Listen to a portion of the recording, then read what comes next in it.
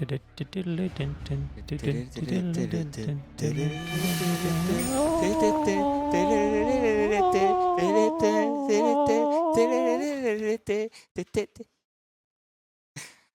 hello and good evening, everyone, and welcome back to the Garrison, the one and only Age of Empires 4 event at Hamburg in the Experion. We're in Germany, and we're ready for our last match, Kiljardi versus Cat. What do you think?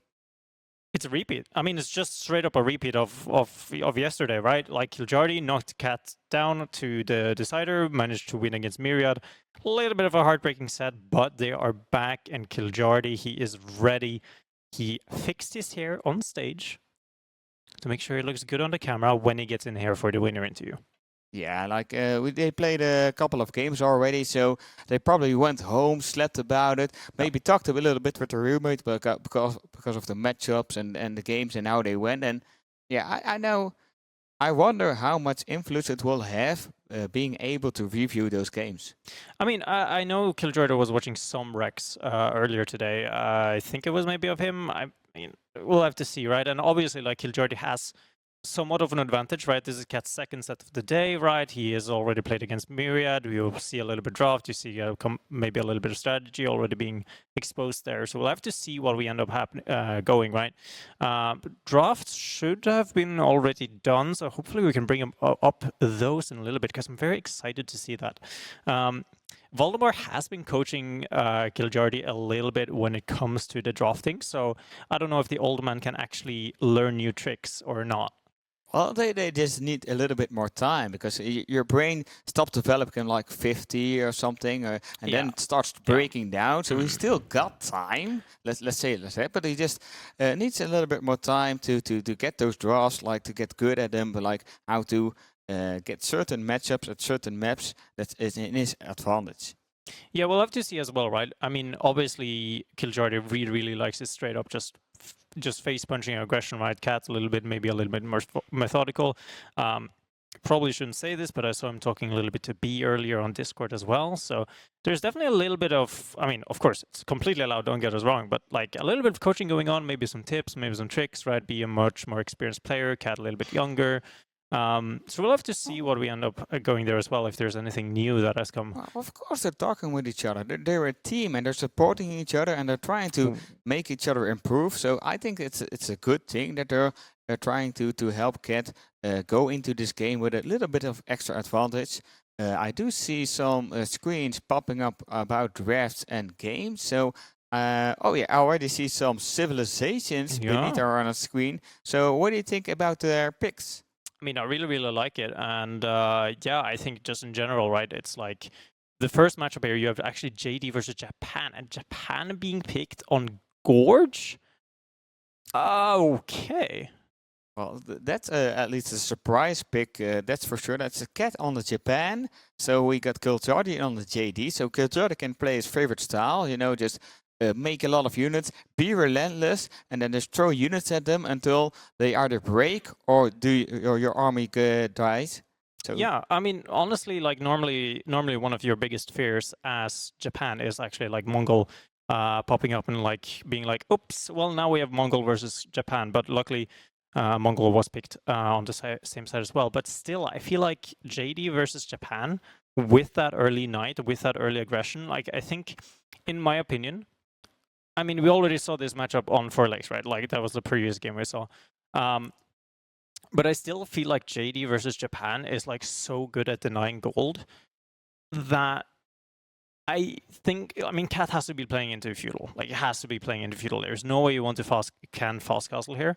And I don't think we're going to see that, especially with Gorge spawn. Yeah, that's the thing, right? With JD or Night Civs in general, you already have some beefed up units with a high mobility. If you don't watch your goal for like a couple of seconds, immediately you lose like 2 or 3 fills. Yep. And with JD specifically, I'm expecting the path of the archer, because you can hit a veil from a distance, immediately do the skill shot, and another veil is gone. And it's so difficult to stop. You kind of need 2 towers and like cross position, diagonal Yeah. position to try and deny that.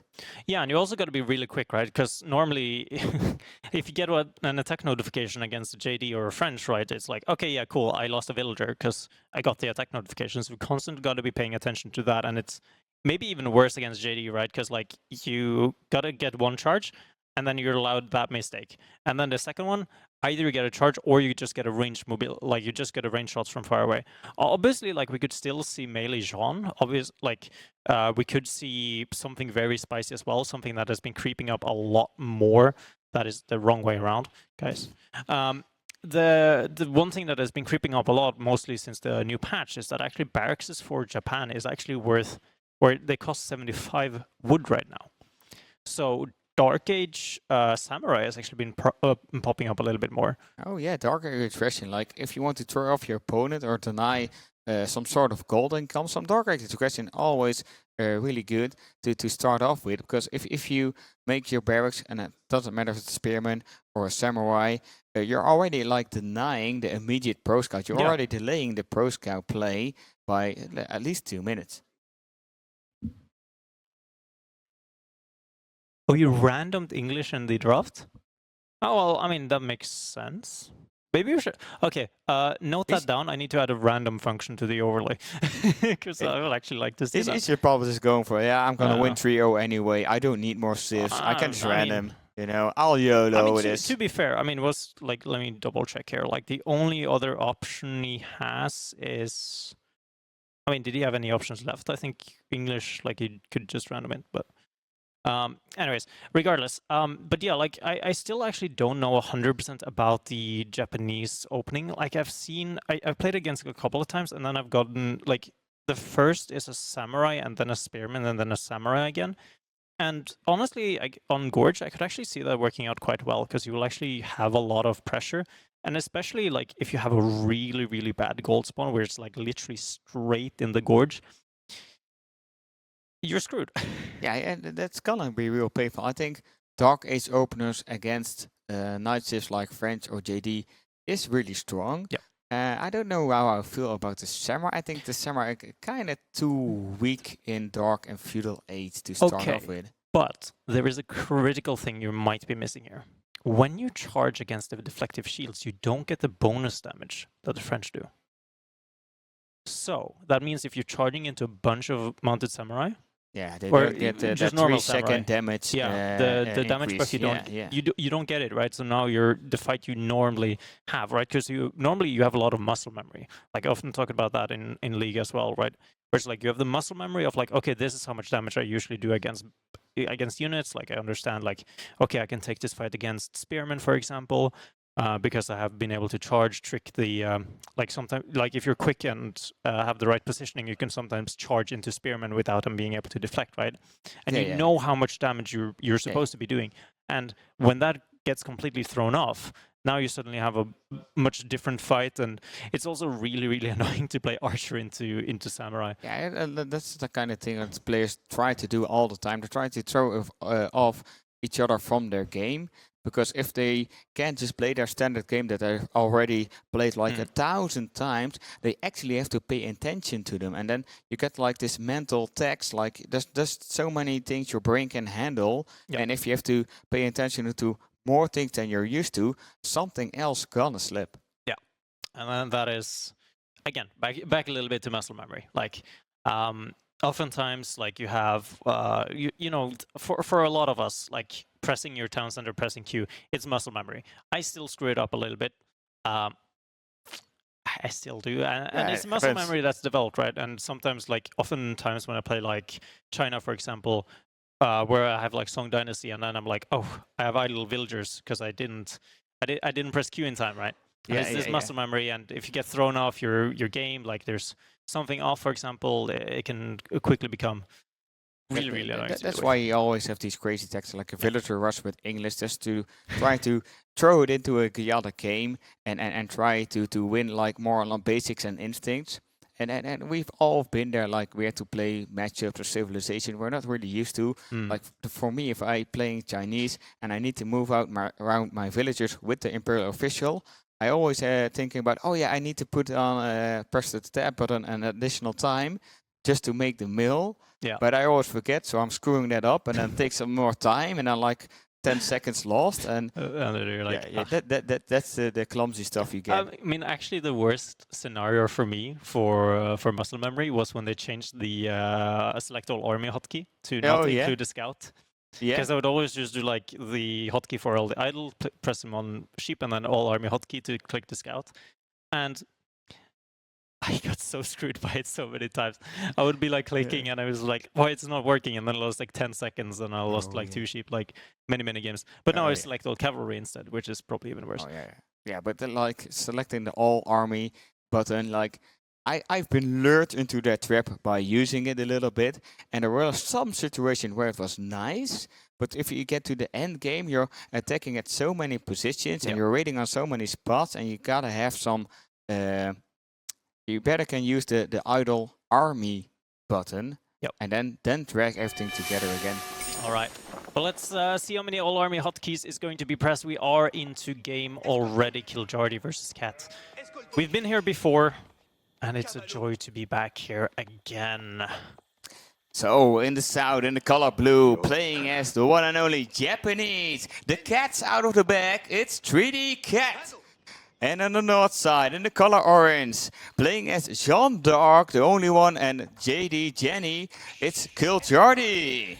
It is the old man, and yeah, that was the spawn I talked about earlier. Gold. Way in the front, like way in the front. Yeah, you're actually quite happy. You kind of need to drive with your car to the gold vein if you want to reach it in time. Yeah, true. That's how far away it is. Yeah, and we'll have to see how this one goes, right? We're kind of just scouting. We'll have to see. We talked a little bit about earlier, the sheep count. I mean, probably not correct as right now. But we also talked about the Japanese barracks, and I ain't seeing it. We got 8 wheels on food, we got 2 wheels on gold. It's gonna be a standard feudal age up. Yeah, and we'll have to see a little bit as well, right? Like, I mean, it is a very spicy to bring out, all things considered. So maybe it could have been something that would have happened. Obviously, like if you haven't practiced it, like the macro for it is like I imagine is really awkward. It's always tricky to use because like Beast was also talking about like keeping it spicy, but you rather play something that you're familiar with. But I remember playing a final where I used a trick play and it worked. Then the win feels extra rewarding. You know, because you made your opponent, you made him play the mind games. Yeah, and to be fair, I mean, it is the first game of a set, so you could be like, okay, yeah, let me try something spicy, right? But it's also the eliminate. Like this is the decider match, right? Winner of this goes on to playoffs. Winner of this will be facing against Beastie. Hopefully I'm correct on that one. That would be really awkward. But that, that is an interesting position on it. But I like it. Yeah, School of Garrison also in the front, and talking about the trick plays, personally I prefer the trick plays in the last game. Like it's do or die, and people most of the time just don't expect it. But in this game, they're just going the School of Cavalry, they're going the Coke Township. They're starting off pretty standard. We're seeing the mill. We already have 4 wheels on gold, so I'm expecting those pro scouts again. So you're saying in game 5, Kiljardi is going to use that English and Bill Rush? Yeah, 100% certain. I'm gonna bet my money on it. Kiljardi's gonna do crazy things with his English in game 5. Would be I actually kind of hope this. But yeah, I really like this. We've seen it a lot, mainly on 4 Lakes and a little bit of Nangari now on ladder. Shinobi against Knights is a pretty interesting thing to do. Because normally it would be like, okay, let me just charge into these squishy little ninjas with their fancy robes. They can kind of jump away. And then you take 1 shot of damage and you're like, oh, they hit like a truck. Yeah. I think the most important thing is for the Japanese player to try and deny the charge on your shinobi. Just lure out the charge, walk away, and then at the last second you shampoo away. Then the charge is on cooldown, and that's the moment you can engage. Like fighting those knights that don't have the charge ability and don't have the damage buff after the charge, then your shinobis are pretty good. Yeah, and that's the great thing as well, right? Because there's like a little bit of extra to that equation as well. I really hope I'm right on this one. They heal. They have passive healing. So Yeah, I that's believe true. their healing is actually the same as the scouts.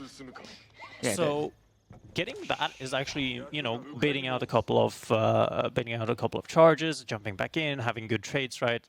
You're gonna have a pretty decent time, all things considered. But I do like what kiljardi is doing here as well. But I do like even more what Cat is doing. Yeah, we're seeing the good old deer push in again, just denying a deer pack, making it as difficult as possible for the opponent to grab those deer.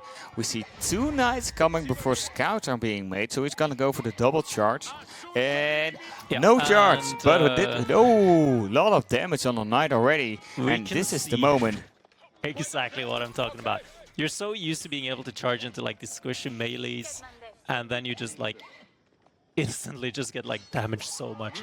But here's the cool thing as well, and I don't know if this was fixed. I don't think it was. Jeanne is going to queue that and not get any XP. No. Because that was the first Shinobi that came out. Crazy, crazy. That's a little bit of the P that she's missing, but she can harass that goal line. This is what you talked about as Yep. well, like hitting the villager one time, and then with the ability, the Q ability, you can immediately kill it. You need two shots.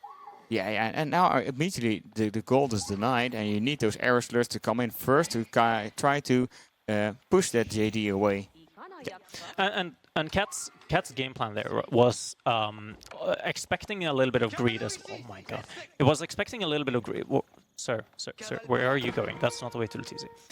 I think Cat was actually expecting a little bit of greed, and one villager does go down, so already a little bit behind in terms of that. But yeah, I think what Cat was expecting with those shinobi pushes on the dare was actually being able to push those dare before the knights came. And I think he thought he could do that because normally you only see like one knight, right? Ooh, I really liked what kiljardi was doing. Like, they didn't know if you saw, he went into the tower range with a knight, so the tower was shooting at the knight, so he could go in with the JD. That's a big charge, and it's gonna Q ability to take out one villager. It won't, and he'll be able to get away with 16 HP, and Shinobi's coming in, trying to take down that JD. The damage you're dealing to JD. 10 XP coming out right there. The scout's going to be joining the party. 10 XP right there. The tower might go up, but it's not for free. The second will, third will going down, fourth villager going down, and the tower may go up. Oh god, 4 villagers just to get a tower up. That's awful. I mean, at least the security is there as well on the same way. That's already been stolen away. Pro Scout is being revealed as well now for kiljardi, so he sees those deer being picked up. It makes it a little bit harder. Yeah, Cat is trying to get in as many deer himself as he can, because even Japan, with all this mounted samurai, and Onimusha is a food-heavy civilization, but he doesn't have the map control anymore. There are 4 knights on the map, there's a JD on the map, so he's trying to sneak them in as best as he can. Yeah, and the thing is as well that we haven't really seen in a while is the Koka township. Or, sorry, the Koka farmhouse. The Kura Storehouse. Kura Storehouse, yeah. Sorry. And do you know what's funny about that? Tell me, Cow. Because Koka means storehouse. Wow. So it's the storehouse. No. It's the same as the Sahara Desert. Do you know what Sahara means? I know what the Sahara is. It's a plain in Africa. Yeah, but do you know what Sahara means? No. It means desert. I don't know the definition. So Sahara means desert. So it's the desert. Oh yeah, of course, because Sahara is a desert. Yeah. No. My mind's blowing. This is too much information. Like, if you tell kiljardi you're a this, teacher, you're supposed to. Yeah. Oh yeah. You're gonna pull that argument. You're a teacher, so you're supposed to know everything. Yeah. You don't know how to make duct tape, but you're a teacher. I'll still trash talk my teacher to this day, mainly because I didn't like her. Oh but I had to bring up facts and Googles and like a proper book, because she thought that Greenland was bigger than Africa. Oh yeah, but those because are the of things the map like projection. That's another discussion, because that's just an issue with the teacher. But Yeah. what I was telling about is, like, if you would tell kiljardi all this information, like, his brain would be full, like, he would go error. Yeah. I mean, as we know, it's already pretty empty, so obviously not a lot of storage space. He's an old floppy disk. Yeah, but Right, no, we're that getting sounds the right. floating gate up already, and Yeah. it's only like 9 minutes and 37 seconds into game. And we got Guildhall for Kiljardi as well. Yeah, and to start with, like, this is a really good start for Kiljardi, right? Like, 5 vills already down. You know, Pro Scout has been denied. Still floating gate though going up. So and Guildhall being used here as well. Like, you are most likely going to be playing against those Onimusha, so actually getting royal bloodlines. Most of the time, you'd actually like to go into horsemen here, I feel like. Yeah, I like the Guildhall just for the scaling ability, because you get a lot of resources for free. Yeah. And we like free resources. And in the picture we see that even more deer are brought back by Cat. So that's a good job on the deer department. I feel like Cat got in pretty a lot of deer, to be honest. Yeah, I mean, considering the lack of map control, being able to sneak out, and to say the small lack of multitasking ability from Kiljardi is coming in pretty handy now. But here we go, like, the first Onimusha is going to be coming out. Arbitria is on the way. Knights are going to be upgraded. Don't want to take too bad of a charge here as well. Don't want to lose any of those knights, which he has done a good job at not losing, by the way. Yeah, and Kiljardi, like, he only made 5 knights. He was like, I need some map presence, I need the ability to dive towers and maybe burn them. And he's already switching to Arbiter, so they have a lot of... Was that attack range? Sorry, go ahead. No, they're already switching to Arbiter, which has this perceived shield that you even get more range defense than they already have. Yeah, and I actually have to... There's one thing I have to say, though. Kiljardi, he might be old, but he is wise, because that was maybe the first time I've seen someone age up with JD and instantly put her on a sacred site. Yeah, really good call by Kiljardi, but he's getting chased off that sacred site by the Onimusha. He doesn't have enough people yet to defend the sacred site, get some damage anymore. Divine arrow shooting on those Onimusha, trying to take them down, and the Arbiter are shown. Yeah, Arbitria are being shown, and honestly, it's so crazy to me how these Arbitria is just like such a good unit in the game. Like, you think Knights are good, and it's like, yeah, but what about Arbitria? Mainly because, like, you make Horsemen, and then it's like, oh, psych, I have 5 melee armor. Yeah, that's the upgrade.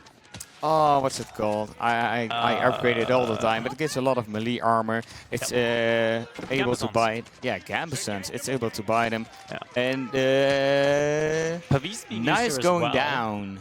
So yeah, actually using Pavis in these fights is exactly why they're so strong, right? Plus, suddenly you just get 5 file ranged armor. Yeah, and +1 weapon range. You know, don't forget about that. They can Don't even forget shoot about any further than they already could. Yeah. So JD still hasn't gone down, close to level 3 as well, which I really like. Kiljardi playing a little bit defensive here, though swapped slowly but surely into Horsemen. He's starting to upgrade them as well, and this is like the key composition. It feels like late Castle and Imperial for French and JD. It is this Horseman Arbitry. It's just such a good comp. That composition is so strong, and you usually get it as in Imperial Age, like you said. We got 240 resources in the Guildhall, I see. I don't know if it's food or wood or good. It isn't food. Yeah, probably food. But will be shown in a second, probably. Yeah, no, you can see it on food, because like the first one has like the bar on the right side. Oh, This is the problem with having someone who spends too much time staring at this. Yeah, but those are like the technical thingies that we need to know. And I'm pretty sure like viewers are seeing those 4 bars and like, okay, there's 4 bars, but yeah, what did you do? Yeah. Soon enough, we'll have a proper Guildhall overlay. Oh yeah, I'm already happy. I'm already happy with this. And another sacred site trying to be taken. Cat already has 1 relic into his base, getting 2 more, and Kiljardi contesting it with his own relic. And there's still a 5th relic on the map somewhere. Yeah, I'm not 100% sure where it is. I mean, right there. And cat walls coming up. Wham walls might be coming up as well. I mean, you are playing as some pretty heavy ones. One of the things I've actually tried a little bit as JD, and I'm not sure if I'm bad or if it actually doesn't work, but I've actually tried going mass Jeanne riders into this Onimusha comp. Oh yeah, but that's really good because the Jeanne riders, they have way more ranged armor than the usual horsemen. But we got an engagement in the middle. One Animush is going down. Horseman trying to tank. They're getting buffed up by the Japanese mounted samurai with a big banner on his back. We got JD tanking the experience, really close to level 3 now. I think she's already getting it. We're waiting for the upgrade and the choices that kiljardi will make. But first we're gonna finish this fight. Another unit goes down and they go back again, and they're gonna get shot by those Anamusha, and the Arbitrator is tanking as well. And we got Jeanne Riders here to save the day. Absolutely, and Jeanne Riders coming in now, Relic coming in as well, right? And just you can see the fight here. It's so hard to kite against them as well. It's just incredibly hard to do, and you're just feeding into the Jeanne XP at this point in time. Gold's about to run out as well in the base of Cat. Now he then has to start moving out. And if he wants to, he can always move over to the stone to get a little bit of gold income if he just needs a little bit extra more. But it's so little income at the same time. But there it goes. Gold is about to run out. And now he needs to secure some other gold somewhere else on the map. And this is such a critical moment because oh yeah, he's been spotted out. Right. He doesn't lose that, right? The knight doesn't actually lose that. No, but he's afraid, so the knight's gonna run away because he might get killed by that scout. But like the most important that kiljardi knows now, he knows he's going on the gold at that side. Oh, he took out the scout in the end with 5 HP left. But kiljardi should know he's scouting at the top side. He's looking at the south side and he sees all the army in the south side, so he should know Cat is trying to get gold at that position. This is such a crucial moment in the game. Yeah, it is a telltale sign, I think that's how we said, of actually like, okay, I need to get gold somehow. And there's no gold on the north side as well, right? He has the scout already there on that gold, knows that he has him in mind. He should have seen the army moving out, and he had a little bit of awareness as well. Yeah, the army of Cat being there should have been a tell, like, I'm guiding my villagers to the next gold vein so I can make more units.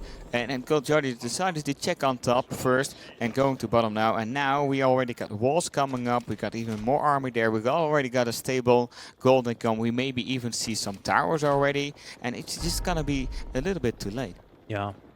And the third sacred site, or sorry, yeah, the third sacred site being secured while the first one was denied, but now we do see where kiljardi is moving into the vision here as well. JD is getting focused down on the back end here, but instead, like, the horseman front line is just too much here. Is just not able to get through it, tanking up a little bit, able to take down villagers here.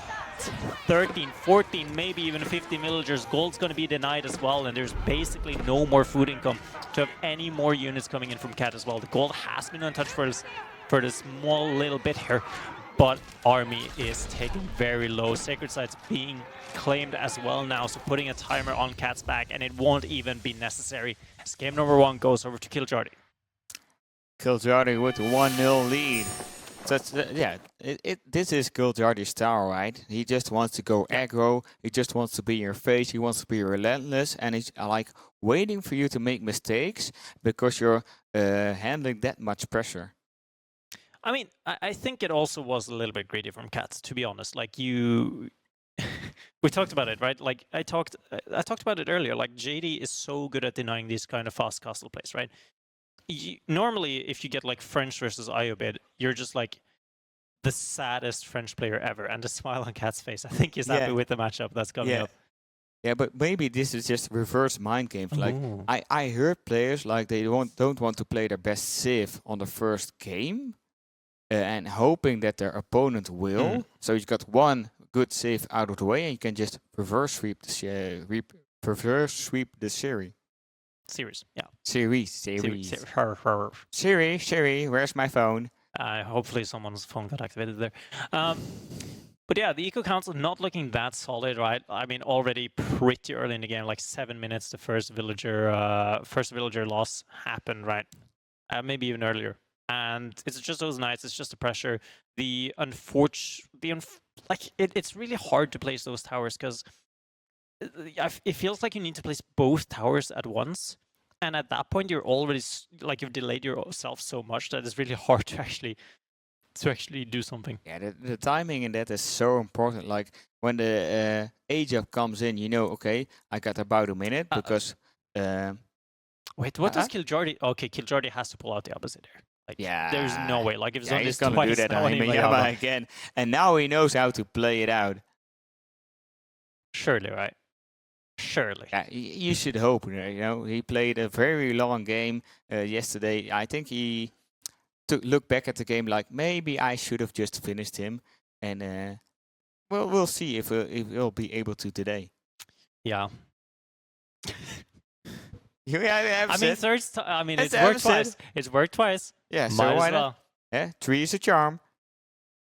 I So mean- against the Chinese, I haven't seen Chinese in a very long time, to be honest. China here actually feels really fun. But China on this map, isn't it just Yeah, like but you have so much space behind you. true for all your granaries? So Yeah. you're just gonna pro scout, you're gonna fast castle, you got the Imperial Palace, you can look at the village of your opponent, throw some lancers at them, and then meanwhile you can just transition into anything you want. Yeah. That sounds good. And we'll have to see though, because also one of the things, right, is like an early Barbican, for example, in the middle can completely negate the advantage. I don't think that's actually something that's gonna happen though, because like that is just super dumb and greedy. Yeah, but- anything could happen, But you could Barbican rush as well, because you True. know, delayed. Yeah, with a lot of Zuganu behind it, and then just do the feudal death push. Like we've seen enough of them on ladder that it could work, but do you really want to do that against kiljardi, who really likes to fight it out of feudal? I don't know. At the same time, though, if you're playing against Abbasid and they're going mass archers with a boot camp, and you're now playing mass Shuganu, nah. Yeah. I don't think so. We're probably just going to be seeing very standard gameplay from Cat here on his China, Yeah, and probably. then Kiljardi. Like, I'm sorry to spoil it, but like he's going to drop a dock, make 3 fishing ships, gauge up, and then just go mass units, and then hopefully not going to make full gulams into crossbows. Yeah, or make a lot of crossbows against spearman archer or something like that. Like that, the army composition was a little bit strange in the last few games. Of course, we've all been there. Like we see like 2 spearmen, and we're like, oh, maybe we should make archers. And then like a minute after, oh, we still don't have any archers. But like after 40 minutes, it's okay to change your army composition. Also, there's just one thing I've noticed. This right here. The Right? bar. Okay.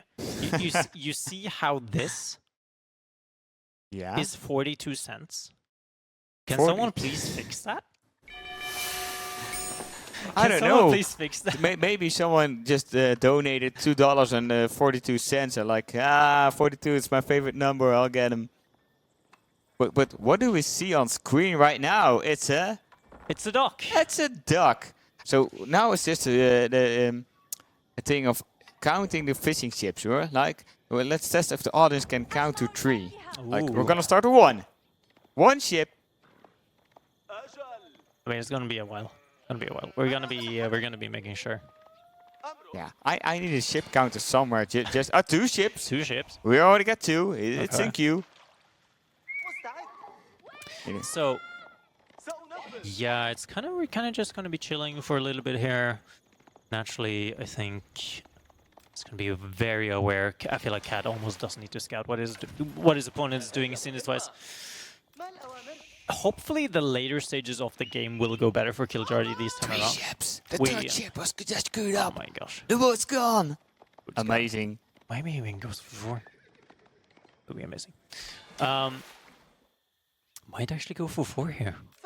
Yeah. he Doesn't still he has like 5 need, builds need on, the wood on the mining camp or something, or for the yeah, House that of was Wisdom yeah. and stuff like that? Because he's still gathering with 5. 4. Now he's gathering 4. One is making House of Wisdom. You know, somebody has to. So, IRLS opening here from China. We've seen this come more and more around, and like he's gonna age up with 2, 3, 4. Oh, oh. Okay, I was excited there for a barbecue. I was excited there for a second. Yeah, no, so we've seen this quite often, right? We've kind of just gotten this down to a science with how to go pro scouts fast with China. It's not really a problem to do anymore. Or fast pro scouts, and wow. amazing future, amazing talent just to looking in the future like that. Maybe you just make your job out of it. You're gonna sit in that little tent with your glass Can ball. it be a barn? Yeah, sure. Yeah, you also Ooh. can be at the bar and just juke Ah, people into predicting their future and take their money. I like it. I like it. I mean, technically it's not a scam, which is really weird. Yeah, no, that's the thing. It's up to the person if he believes it or not. It's just like Yeah. talking. It's just giving information, and we can say things and we can make statements, and they can be false. Like I do it all the time on stream. I'm saying that's a good strategy or good tactic or that's a good composition, and then the top player comes in. Yeah, no way. That's not how it works. That's the dumbest thing I've ever Yeah. It's like- yeah, so, I mean, the great thing about this as well, right, is due to the fact that the way kiljardi has done this opening, right, is going to be exceptionally to pro scout. Even if Abbasid went for pro scout, like starting with his dock opening, is going to slow him down significantly. He can be a little bit greedier and actually, go for an IO 2 maybe, and actually, kind of just chill and get those pro scouts a little bit later, right? Because the thing about Abbasid, again, right, you age up at a set amount of time. Like, you cannot speed this up. No, that's the thing. Like you got a little bit more time to get in some deer. The main decision is: are you gonna go get your own deer first, or do you go aggressive across the map and try to steal and snag some deer from your opponent, which could backfire heavily. Oh, scout going in! Oh, that was so close. Like if you garrisoned some village in the TC, it could have been dead. I'm not even as old as kiljardi, and I might have a heart attack.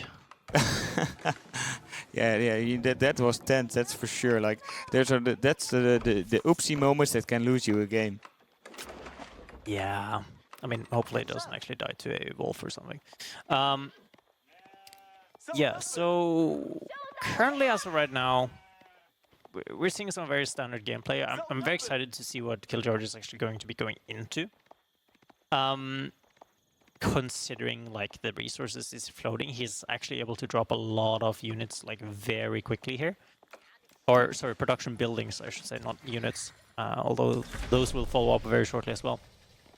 Yeah, we already got 2 spearmen, 2 archers, so with the 1 TC play, I'm expecting a stable first, so we can in and a horseman. But we'll see archer range coming up. Like, one thing for sure, he's gonna double down on the military. Yeah, I mean, again, barely need to scout it. Fresh foodstuffs coming in, double products as well, or yeah, products as well coming through, Barbican going up, so I actually don't know where that is going. Could potentially be in the back of his base, yeah, looks like it might be. We could even potentially see the follow-up being a quick ram here for kiljardi. Oh yeah, that's kind of like a style, especially since Cat already invested in the Barbican, so he's gonna have the Song Dynasty. That means his villages are produced even faster than the 20 seconds already. So he's gonna skill on villager-wise, and that's enough. He doesn't need to add in a second TC as of yet, and it's a very strong defensive position, and kiljardi just wants to break him. Yeah, splitting up a little bit of the units as well is going to be cancelling a little bit of that pro scouting. Archer's going to be finding out the hard truth what these deers are going to. They're going to be having a very good barbecue party. More this original spearmen. You actually split those spearmen up, and more units coming in. Needs to be careful not to lose it though. It's better alive than dead to deny those scouts. Needs to be careful not to be baited in either. Yeah, we always see a blacksmith coming up as well. We're not seeing any upgrades as of yet. Pitching boosters, carrying fish, killing some walls. kiljardi trying to mass up some army for himself. We can see 3 IOs for Cat already. So Cat investing a lot into economics, if you ask me. A lot of economy upgrades. Yeah, and you're able to do that, right? Due to the fact that, like, okay, my opponent invested in eco earlier, right? It hasn't paid off just yet, I feel like. With those fish, I mean, obviously you're still going to have a lot of time to actually be building up, right? And the eco count on the top looks normal because remember, 3 fishing ships, 3 IOs. Yeah, but those IOs and those faster wills he's getting now, those fastest will probably stay if they just try to make it stay alive. And those fishing ships, like there's gonna be a point in time where all the fish will be run out and you can't use them anymore. Yeah. It's going to be in a little while as well, right? Because there is 4 fishing, there is 4 shoreline fish. That was actually incredibly hard to say. And only 3 fishing ships, right? So it's going to take a little bit of time before it actually starts running out. Only depleted 1 so far. Horsemen and just spearmen, just units being scattered all around. And finally now, Cat is going to be making a little bit of units. Is able to supervise the Shogunus out though, so it's going to be getting those quite quickly. His +1 range damage is in. 4 kiljardi and +1 range armor is on the way as well. Yeah, and Suganu, like they shoot 3 bolts, so they do a lot of damage. Getting in that range defense helps a lot because it immediately stops 3 damage instead of the only 1. Because of the way the Suganu shoots. Love to see some Suganu. I really like the sounds that they make when they shoot, like, you know. It's like you're in a shooting game mowing those fields down. Yeah. Getting upgrades as well, though, is quite handy here as well. Needs to be taking careful fights here, though. Remember, Shogunnu is going to be dealing with those camel archers quite easily. They're quite expensive and goes quite quickly down to a couple of Shogunnus even. And now just needs to be a little bit careful as well. I mean, Cats needs to be careful on how far he's actually moving out. Shogunnu quite slow of a unit, just 1 horseman escorting and joining in on the party. Same time, kiljardi needs to fall a little bit back to get a little bit of a bigger mass. Yeah, and Cats is like going pretty far out of his base with those Suganu. Like, he has the danger of overextending and just losing all of his army. Just being a little bit too cocky for being the kid. Like, it's still an old man you're fighting again. And men that get old in this kind of profession, you know, you need to be careful against them. Flank here is going to be good, though. There's a couple of horsemen diving straight onto these Shogunnus. A siege engineering has come through as well for Cat. I don't think he's ever going to be actually able to get that done or do anything with it. Those horsemen, they're just jumping on these Shogunnus in the back. There's not enough of a front line, and the front line that exists doesn't have any ranged armor, so the archers in the back is just able to take them instantly down, it feels like. Horsemen, still basically non-kill, is diving in on the Shogunnus. Again in the back, the reinforcements coming in. Horsemen, they need to die shortly, and finally they start dying just a little bit, but not before Cat has lost so much. Yeah, that's a big chunk of his army gone, so that's a lot of massive Suganu you're missing out on. Range defense coming in for Cat now as well. Range attack already in. We see the House of Wisdom. We got the Golden Age for kiljardi, so that's a 10% increase or 15% increase? 15% increase in resources, but we always see an age up as well. It's an economic win. Yeah, and coming that through as well, right? I mean, essentially, especially after taking the fight he just did as well. Yeah, but that's the thing. It took such a good fight that you can decide to, okay, I'm gonna double down on military and try to kill him, which is kind of risk. Going into the castles, but we got an engagement again. Suganu dropping down. 1, 2, 3, 4. Suganu being chased. Horsemen trying their best to kick their horses to run faster, running after Suganu, trying to poke them because they do so much damage with their spears mounted on that top of that 4-footed horse, and eventually they get chased away. And now it's the other way around. Horsemen of Cat trying to pick off as many archers as possible. The camel archer coming in, trying to look them in the eye, saying, you don't want to be here, you do 20% less damage. And kiljardi backing off because he doesn't want to throw away this whole army just before he reaches the castle. Yeah, and yeah, as I said, doesn't want to do that.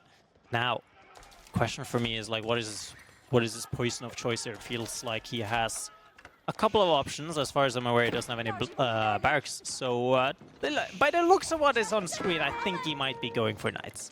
Yeah, that's probably his favorite unit of choice. Gulams would have been very good as well. Suganu deal pretty well with Gulams, but the Golds getting attack, and Suganu are trying to take out a Vil, and that's the first Vil down. And the second one is coming in as well. No, he makes it away.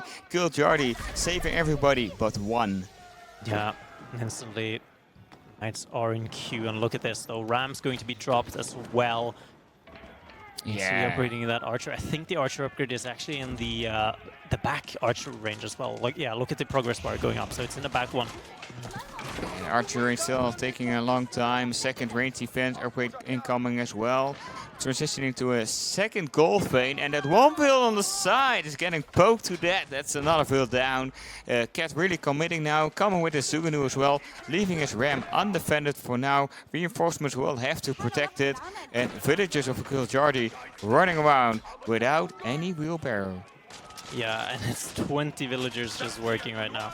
Now, knights are going to be coming in as well, +2 ranged armor hasn't come in, but these knights still should be able to deal perfectly well. The archer mass is not low enough for these spears to actually be taking an okay fight, because these spears will just instantly be targeted down. Knights here, you can just see the damage that's coming in.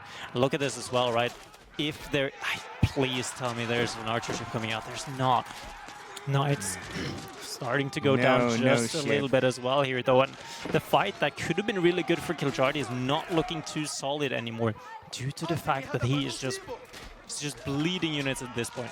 He's just getting overwhelmed because he's being attacked on the wood, he's being attacked on the gold, he's being attacked on the dock, and he has to shift around all his villagers. Like, he had all his villagers on the south side on the barriers right now, and that's so much idle time, and a lot of spearmen even burning down the dock for any potential demo ships coming out. Yeah, and honestly, I feel like actually at this point, I mean, I want to say it as nicely as possible, but like kiljardi, he needs to get a mango now. He just can't. He doesn't have any wood income because of the fact that woodlines on Himayama is so tricky. There's small woodlines. There's 4 around the base. He has taken the safe one already. That one is already down. The second and third one is clumped together in the front, where his ram is currently being attacking. Oh, and his ram is gonna take him down, and poof, that's away your siege. But like you said, he really wants a mangonel, but he can't make it. He's got 2 archers, so he doesn't... It takes a very, very long time to make a mangonel with only 2 archers. And making a siege workshop, he doesn't have the wood for that. He's taking out some reinforcements at least, but he's already lost so much. And like before, he had such a good fight. It was such a pole position. And then in the transition to castle, he turned away so much more army that he can't defeat this Chinese horde. Yeah, and it feels like a very good way, and probably the only way as well for kiljardi to actually get back here, is actually start cutting off those reinforcement lines. The Shuganu numbers are building to absolute incredible numbers right now.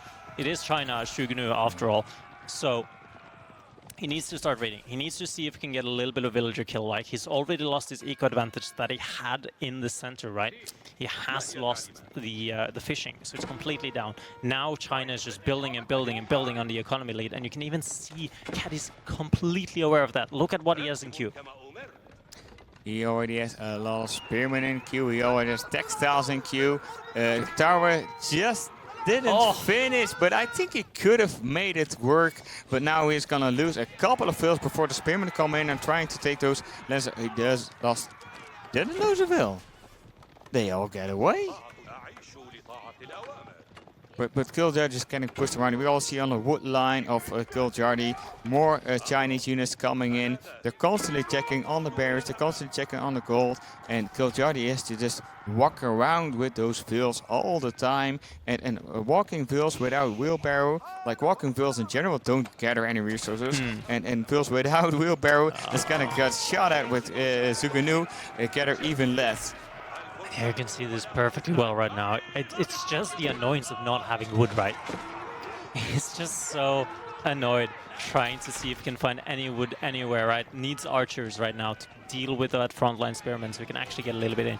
Maybe even get a couple of barracks to actually get ghulams, because that will actually be countering this really, really nice. Remember, ghulams does have that double strike as well, and look at what is in queue right now for Cat as well.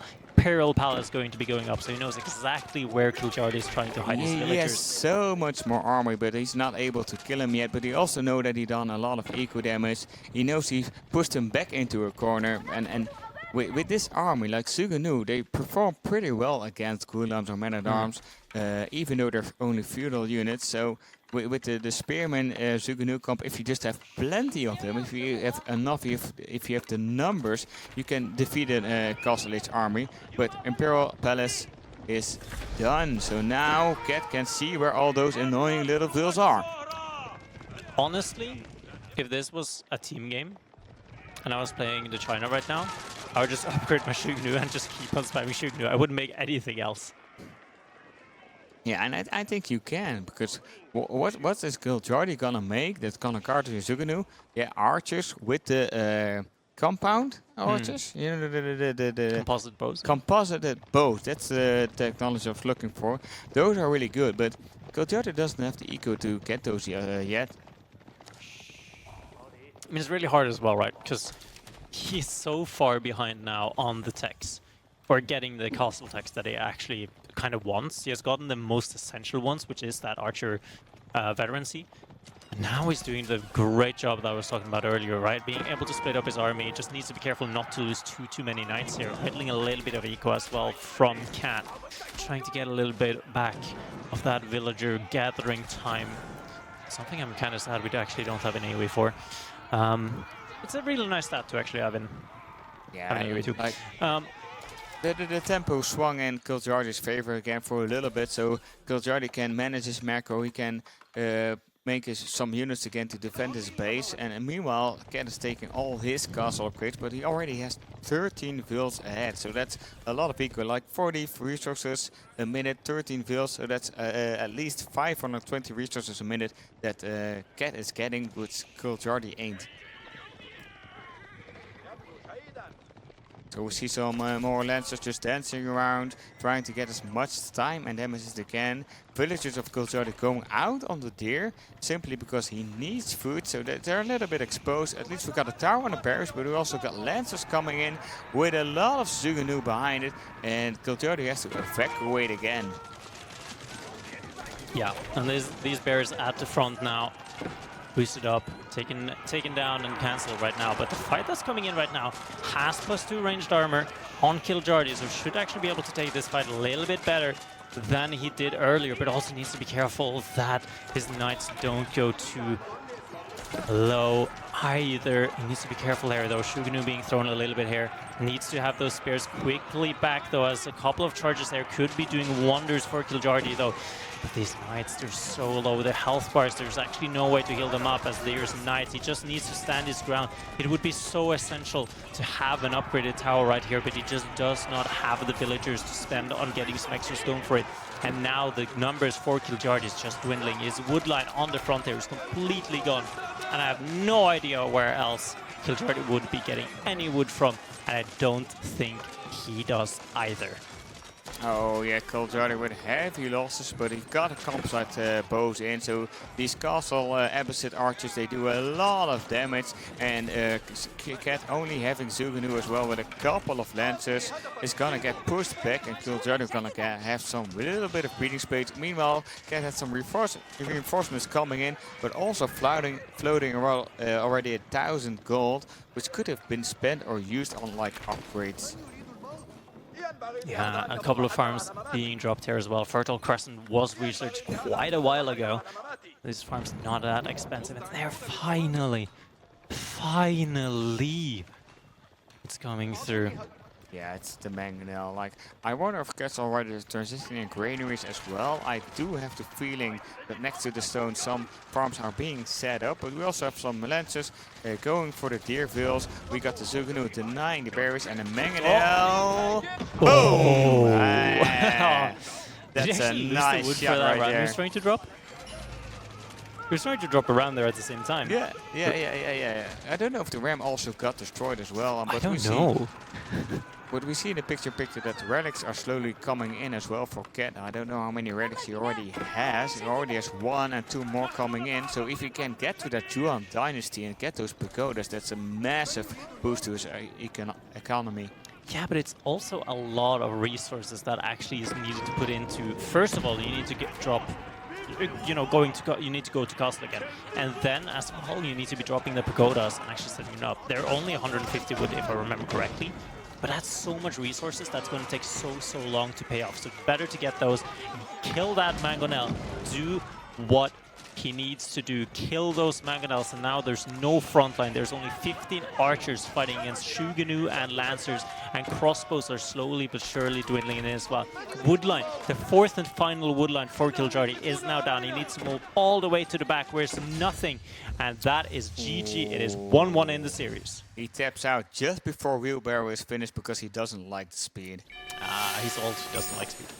Remember? You know, we have to take slowly. Think slowly. I heard Birsty saying like, yeah, he stood up from a chair and he had pain in his back and he's really old. I was like, okay. I can relate. I'm gonna call out BC. It happened to me as well, so I can relate. I'm gonna ask production to do us a little bit of favor. Can you put on the stage cam? Oh, boys, now we're getting it. Cow has one of his crazy ideas. All right. So you see the front, the beanbags there. The Yeah. way kiljardi got up for those, I'm pretty sure is like 25. He got up the same way I did. He lifted himself up and then started jumping. He's not old, goddammit. Well, that's good to hear. That like he's a little bit flexible as well. That he's still fit for his age. And he probably does a lot for it. You know, go running, do the fitness a couple of times. Yeah, making sure you're a little bit strong. Yeah, that's true. So 1-1. All right. Next map coming up. Hopefully we'll have that one shortly for you guys. It's at least it's closer than last year's. I mean, to be fair to Baltian, those games were not close. Or sorry, they were close, my bad, sorry. They were really good games. And Yeah, I think true. It's the same problem we had at King of the North, the same problem we had at King of the Rockies. There's 3 O's, and then you're just like, those weren't 3 O's. They just didn't feel like 3 O's. Yeah, it happens at other games as well. Like we've been talking to the Age of Empires 2 guys, and like on the first day, they had all 3 O's except for one. One was 3-1, but the whole staff room was like, all those games are so close, they could have been all 3-2. So that just a little bit unlucky, I guess. I don't know what to call it, but having good games and having the short stick of the end every game, yeah, that happens. Yeah. And to be fair, I mean, talked a little bit with the AV2 guys, and you know, they're really the shit talking they're doing is on a whole level. Like, if you guys think Beastie, Demu, and Marine Lord, that entire triangle of shit talk is bad. Yeah, but they're totally besting maybe it on helps each they're other off for camera, not years much. already. Like the difference, they're trash talking at each other for like 25 years already. Like they don't know what else to do. It's their bond that they have. Yeah, that's true. So, Dry Arabia. Okay. Honestly, it could kind of be anything here. I'm guessing on Except H3. order. I feel like, yeah, okay. kiljardi should win this. Yeah. He won the Mongols HRE game versus Louis, right? So True. he knows exactly what not to do or what to do. But like if H3 wants to go castle and he gets some aggression on him, he just go a lot of archers with spearmen and feudal, and they just stream units to the Mongol base, and there's not really much that Mongol can do about that. Like H3 should be pretty favored if you just manage to protect your base, your back line. You know, a little wall here, maybe a tower there, a couple of spearmen to protect against raids. I mean, just give us a Dark Age spearman. Just give us Dark Age spearman. That's all I want. Yeah. Yeah, that's the thing. But like, if you look back at the Mongol H3 game of kiljardi, where he was like doing all these run-bys with archers, he got way too much value out of it. Yeah. Like, if you just put up a wall like that's 21 wood or something on the 21, side, 24, yeah, something like that to actually be and just the villagers dropping. can easily move out of the way, and all those archers have to move all the way around, and they get even more TC fire than kiljardi couldn't have done all those run-bys. Yeah. Looks like Cat is taking a little bit of a thinker. Cat went to the toilet. Yes, Cat went to the toilet. That's a Russian expression for brick. Clearly. So, yeah, that gives us a little bit more time, though. So if we could quickly go to and see the draft real quick, while also looking at our stage. Might be possible. So actually, can someone give us a quick head count how many people we actually are in the audience? Because I think we might be somewhere close to like 30. Hopefully. Something like Could that. be possible. Like maybe we can count like a head counter in here. You know, like you get these automatic numbers on the audience people, and then add them to the viewers, because I've heard we had a lot of viewers. Yeah. But yeah, moving forward onto the next games though, just like thinking a little bit ahead here, right? So we have Coastal Cliffs and Lipany is the remaining maps. And we have seen HRE Mali be picked on Coastal Cliffs. Now that is not an optional one of the halves. So we could potentially even see something along the lines of Byzantine Mali. I don't see anything. I don't see Ayyubid. I don't see Ottoman realistically on Coastal. Well, if we're thinking about Mali, like the first connection that I make is the gold, the passive income that Mali has, because everybody needs money. And talking about money, we got some amazing sponsors for this event. Ooh. We got the Samsung, we got the Surfshark, we got the Elite Desk, we got the Experion, we got the Nikach, we got the Baying Esports, and we even got the world's ass sponsors. And we even got this magnificent bar. Where it is? I'm holding all the money, guys. I'm taking it with me. I think we might have some legal problems. I think I'm too old and too uncoordinated for this stuff. This is. Yeah, I can't do this. No, I'll give up. But I almost took all that money home. The 6,588 and 42 cents and 82%. So, I got a random message from a German friend, and he was like, "So you're stealing my public money, eh?" Yeah. I was like, "What are you talking about?" Because I had no idea what he's talking about. Because I didn't do anything, and he's like, "What do you mean with public money?" Die Technica is a public health insurance company, no? Ah. Yeah. I read the names, but I don't know what they do. Like if you tell me that Samsung is a magnificent car with a cabrio on it, yeah, I'll believe you. Oh, come on, we have that. Do you have that little brand awareness? You know what Samsung does? Yeah, I know what Samsung does. Samsung is like the mobile phones, and we got Surfshark, that's the VPN, right? Yeah. The Lead Desk, I think that's a gaming organization. Yeah, they have some really nice desks. The ones we're actually sitting on, right, or like standing on. Like pretty much it's actually really cool. Oh, it's like a literal desk. Yeah, it's desk. Literal desks. Oh, I just thought it was a cool name. Oh my god. You know, and they say people get wise when they grow older. Oh my god. But yeah, no, seriously, like, I'm actually like genuinely like looking at the desks we have around here and like, you know, feeling how sturdy they are. I'm actually kind of considering just. Because the thing is, like, this desk, even though it's much taller, wobbles it wobbles less than the desk I have at home, which is, you know, a Swedish brand. And you can even like do them low and up, you know. Yeah, you that's can the thing as well, right? All of work them standing or you can work sitting if you want to. Yeah, because that's the cool thing as well. Like literally all of the land space we have here is elite desks, so all of them you can adjust. All elite desks, so they're all 1337. No, they're all elite desks. It says also the price 1,337. I don't know. It could be they're elite desks. Like I don't know if that's still a thing. 1337 that meant elite back in the day, but we're going to a game. So.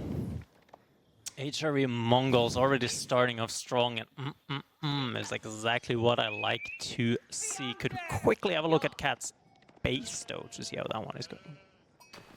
Ooh. Yeah. Cat's not having it. You know, he's just going feudal. Like, yeah, you can keep your Dark Age Spearmen. I'm not gonna mess with them.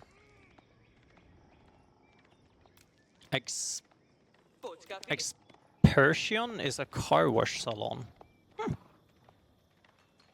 Yeah, that's what chat is saying. Maybe we should like put a poll in chat. Like, what do you think that the sponsors do? Like, what do you think Being Ink Sports is? And then chat is gonna tell us what Being Ink Sports does, and so we can, you know, promote them even more. World's Edge is a travel company. That's actually a good one. Surfshark sells fish rods. They're nice. That's very. I mean, so probably shouldn't actually be making that joke about Being Esports, because the owner of Being Esports, Gideon, who has been so nice, is like an amazing person, by the way. Hopefully we'll have him on the stream maybe tomorrow. I try to get him. Maybe we'll actually get some Yeah, I saw him on the people. Age of Empires stream. He was telling about the organizing the event itself, and he had some goodies to share with the audience, and he was throwing it in the audience, like literally. It was really fun to see. Of course, we're really happy with Gideon. It's just a joke to make the connection, because we really want our sponsors to be happy. We really want to promote their names. We really want to promote what they're doing. We also want some fun casting as well, and we have a villager getting chased away. Just be careful not to throw it away, though. But yeah, like on a serious note, like Being Esports, like one of the things they talked about is actually brand recognition, because as a Warcraft 3 player, you should actually know them a little bit, considering they've hosted actually some pretty decently sized Warcraft events. And if you're a PUBG player as well, you should actually know them quite well. You know, the thing is, like Gideon told us, he's struggling with branding in general. And back in the day of Warcraft 3, like I'm talking about like 2006, 2007. Oh yeah, I'm talking like you a couple had years like ago. you had World Cyber Games, just Cyber Pro League. Like I was decent at the game, like in 2007. Yeah. I don't know if you were born that year already, but I was. I was, luckily. So you experienced my peak in gaming. Yeah. That's good to hear. I mean, I keep bringing this up because I actually like kind of bragging about it. I'm getting my 20-year cape in RuneScape this year.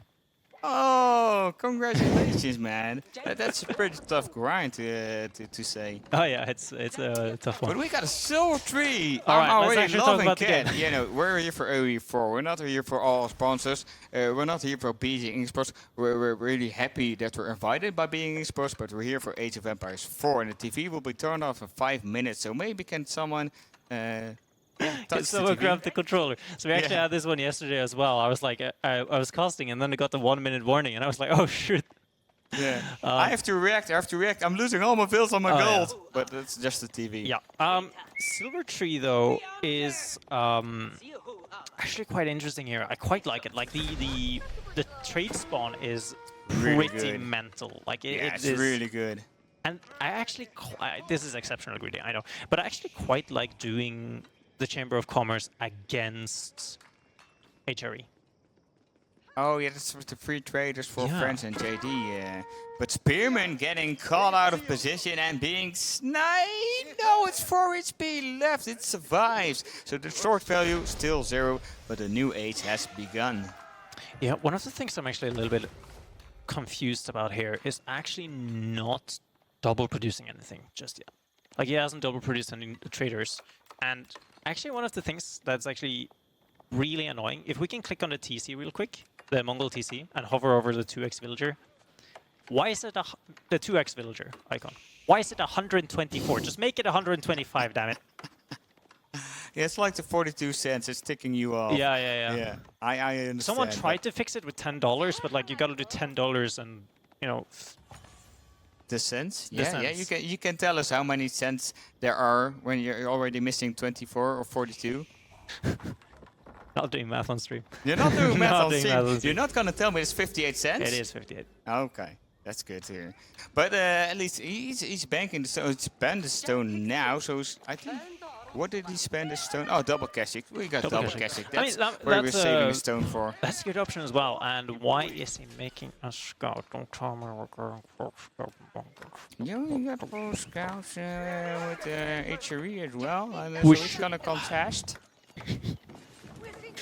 Just like why? I just still don't understand why professional pro scouts is in the game. By the way. Yeah, it's just too good right now. Like I don't mind having the pro scouts in the game. I remember like in the first couple of seasons, like season 1, season 2, you also saw pro scouts on the French and on the Rus, but it wasn't like you have to do it every game.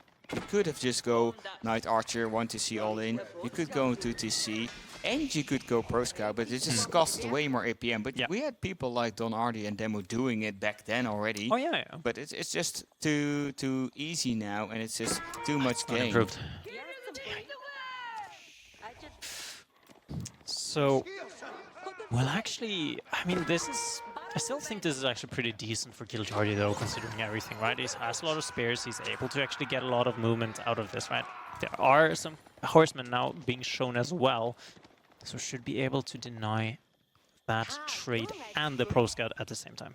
Yeah, and then that's the thing for Cat. Like as a Mongol, it's really difficult to set up your eco and protect it because you have to be on a lot of places at the same time. You have to, like the entire width of the map has to be protected, either by units or towers or having pressure on your opponent, and then you're still open to raid. So like that's the difficult thing. But once that trade is going and once it's set up with enough protection, you're set for the rest of the game. You get so much more gold income, and even if you get to like Imperial, you get the upgrade that you even get a stone, and with the silver tree you also get like wood and food if you have enough traders. So it's really critical setting up that trade, but we already have 2 horsemen invading that trade line. Yeah, we do have the HRE as well, pro scouting, and give me just a quick second, guys. Yeah, because we got a warning again that the TV doesn't really want to help us out. So I'm gonna check those spearmen chasing the Keshiks. We can see the 2 horsemen diving to trade next to the boar, trying to find that trader. We already have some units trying to protect that trader. We got an engagement with the Keshik on those 2 horsemen. Scouts checking out, keeping an eye on the tab, and making sure no traders will be killed today. And to steal the words of a wise man, just full baboon. Just go full baboon here, honestly. If you're pro scouting, you're going spare horseman. Honestly, at this comp, you would normally be like, oh, you want main work. But it's not. It's getting eco upgrades. Or coming through. It's still just an Aachen or just an Aachen. It does give you like 40% gathering rate, so that's really good. Blacksmith coming in as well, so kiljardi committing to this age to make a lot of units and some military upgrades to contest the eco of the Mongols, trying to deny the pro scouts, trying to deny the trade, and the Mongols on the other side committing to a lot of units as well. So we're gonna have a lot of multitasking on multiple points of the map, trying to get as much value as you can. Yeah, and getting that value, I think you might be able to do as well, actually. Now, kind the of good just thing for chilling Cat up. is like both deer packs and boar are inside the trade line. I don't know if you already saw Oh yeah, it. that's a good point, So actually. you can easily put up some towers to gather the deer and the boar without pro scouts, like if you're not able to. And you're still boosting the movement speeds of your traders as well. Yeah, and you actually kind of already have vision of your deer and boar already, considering the fact that you have traders there. Yeah, and that's the thing. Like you can also put your traders into the towers to protect them until your units are in the position to scare the enemy opponent away. But that's a big horseman mass going for that Vil next to the silver tree, and that is burning the tower first and then killing the Vil. And immediately the trader pops out, it's gonna get sniped as well. Good raid by kiljardi right there. Yeah, Khan going down as well. Good pick up there as well. Going to be having some Keshiks meetings soon, though. The thing I am kind of worried about, though, what is kiljardi's next step here is I feel like you've been flirting with this for a little bit long now and is finally going to be asking her out on a date. Yeah, he's picking off another trader, but the only thing he's trying is to buy time. We've got a castle age coming in, Recknitz Cathedral. So he's going for that relic play, gathering those relics, which will be double amount of gold if you garrison them in an outpost or the Recknitz himself. All right, so I actually really like what he's about to do here as well, though. Have to... I think he might be moving out with... I feel like he should be moving out with the relic very short... Or, sorry, a prelate very shortly here.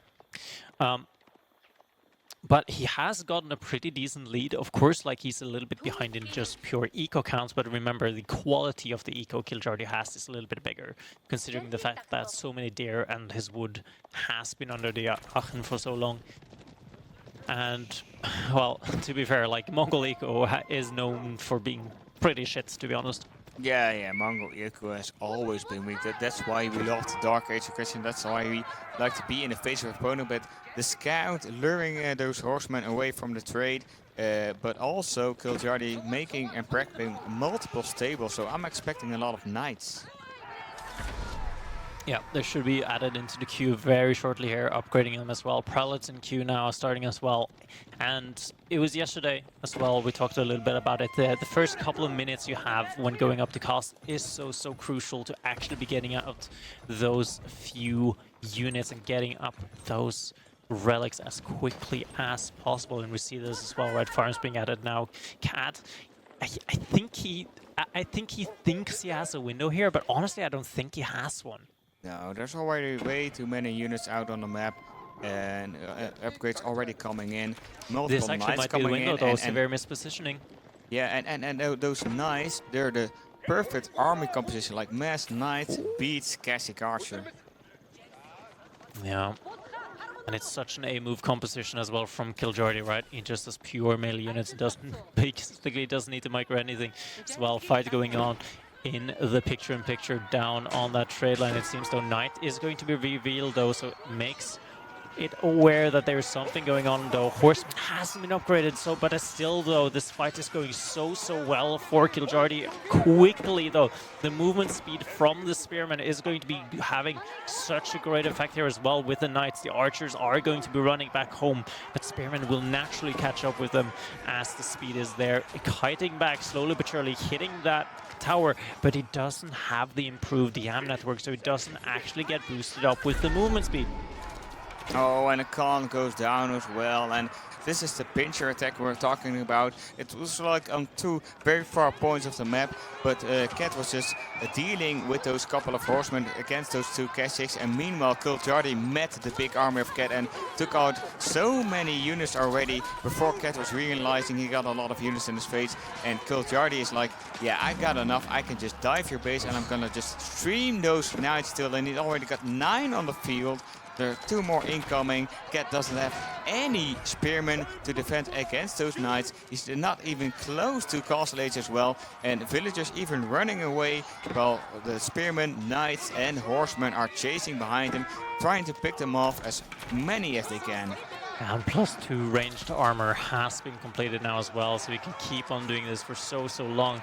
Knights count is going to be starting to go up now as well. Relics has been secured for the time being. This villagers has done a ring around Rosie once. Are they going to do it twice? I don't think so. YAM network has not come through again. Remember, YAM network, when you don't have Darestone, only applies to cavalry units. It doesn't actually apply to any of their villagers. It doesn't apply to your eco. That's when that's why it's an economic landmark, and his gold bills are now the ones going to be hit.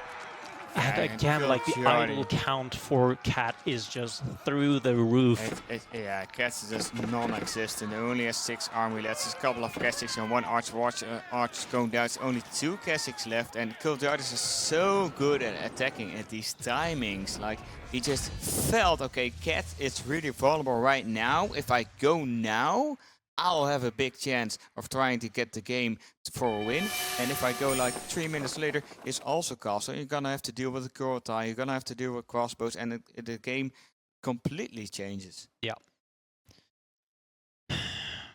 Should have tower rushed. Should have made spearmen. Should have had dark age spearmen. Yeah, the kiljardi man is it's 2 against 1, right? He's up. He's on match point, as they say. He's gonna like go for the 3-1 today instead of the 3-1 for the Cat. Yeah.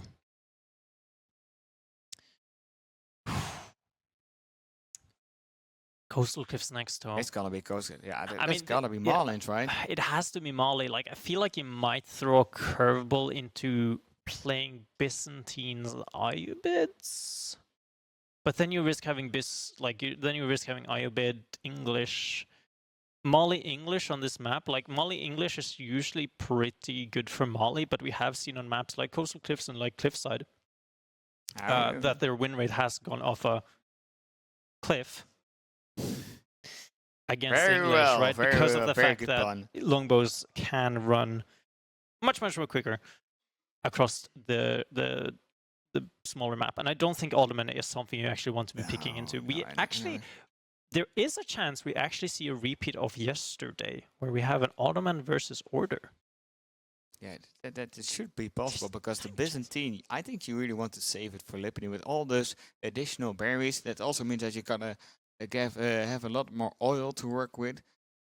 Byzantine, yeah, it's not the best on coastal in this situation with the civs that are remaining and with the maps that are remaining. So you have to pick between Order of the Dragon English, but he randomed English. Like, are you Yeah, really but it gonna was a pick lost that if it's choice. randomed? It was the last choice. Like, which other civ would you have chosen? I don't know. Like, we got 10 civ picks. We got 4 bands, so there should be 2 more civ left. Do you complain about me doing math on stream with that 58 cents? Yeah. I don't even know how many civs we have right 16. now. 16, right? Yeah, so 10 and 4, so that's 14. So we've got 2 left, right? Am I being crazy now?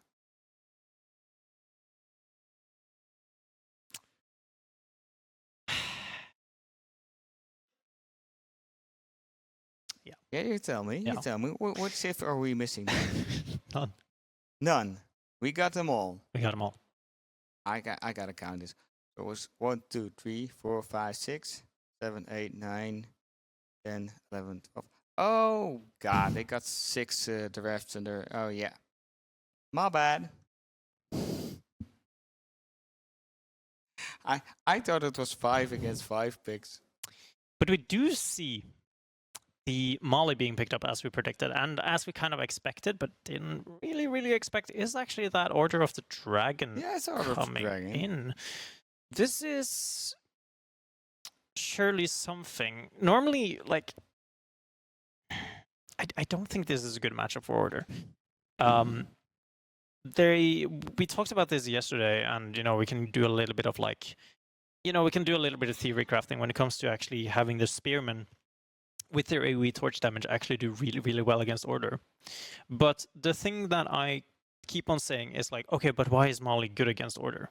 And the reason is Order has fewer units. That's step number 1, right? And they're special, like they're really strong unit versions of the units, right? So you have good spearmen, you have good archers, and then on the other side you have Mali, which has specialized unit against special things, right? And they do extra bonus damage, right? So if there is, for example, you're doing like a man-at-arms push as Order of the Dragon, you suddenly just have Mustafadi who do bonus damage against your even fewer units, and they're just going to be pumping units. Yeah, that's the Malian especially. Even though their units feel like paper, but they can produce so many units. They're just overwhelming you and your army and your base, and the Order of Dragon is just the other way around. They have very few units, but very strong. I still do like the spearman opening because you can immediately put pressure on that gold mine. So I'm expecting and hoping for some Dark Age aggression. But then, what's the follow-up gonna be? Are you gonna go mine work with a feudal all-in time around 11 minutes? Because you don't really want to play a long game. I definitely do think that you could go for some feudal mine work aggression. Like you start with your spear in Dark Age, and then you do. I don't think you do 2. I think you just stay one. I think you just stay on 1 and then burn the houses. You don't really particularly care about the pit mine that much because you're already getting so much value of delaying them just a little bit, and then you just go mine work and then just like feudal baboon, and we are like the first thing we see. Or the first thing my eyes goes to, straight up into that right corner, as kiljardi is 1-1. Wait, no, it's 2-1. Calling out production. Because people called me out on that. It's 2-1, kiljardi. It's 2-1 for kiljardi. Do you want to hype them up, Cow? Nah, you're doing such a good job. I'm doing such a good job. Well, thanks for the compliment, because I've had the idea. I've been missing a lot of information about our sponsors and about counting sis, but, I hope you'll forgive me. So, in the east, in the color blue, we got the one and only 3D Cat, who's always landing on his legs, playing the Malians. And on the other side, we got, in the color orange, kiljardi, playing as Order of the Dragon, immediately starting with that Dark Age aggression, and the villager. We're gonna get a tower up there. That's a big investment. That's a big investment, and a good one as well, I think, as well. Yeah, but the gold mine, it still is in the back, but the wood line is kind of in the way, so it's not the biggest walk of your life. But this is really saying, like, I'm going to put a lot of aggression on you. I want to have a short game, and I'm either going to win it or we're going to go to the last one, and we'll do a best of 5. Proper best of 5 to round out the day as well. Scouts greeting each other. And just having a fun little count of how many sheep the other person has. Now we'll actually have to see a little bit. Cat still gathering a little bit of wood, so is potentially looking for a tower on that gold vein. Have to see a little bit what the response from him is towards the tower from kiljardi is going to be going up at a very, very nice spot. Now, luckily for Cat, or luckily or calculated from Cat, there is no Sahara Trade Network, and we've seen Sahara Trade Network actually on ladder a little bit, and in other games or in tournament games as well, has come out a little bit more now that people, you know, Prairie, for example, is in the map pool on ladder, so we actually do Sahara Trade Network to make sure that we don't have any shenanigans on our gold there. Yeah, it's helpful on Prairie as well because you don't have that much wood to work with. Yeah. So you're gonna need wood for cattle ranches. You're gonna need wood for all your production. So you're gonna compensate it with trade. Right here, we're just gonna go for the Manso core, which gives you 75 gold a minute.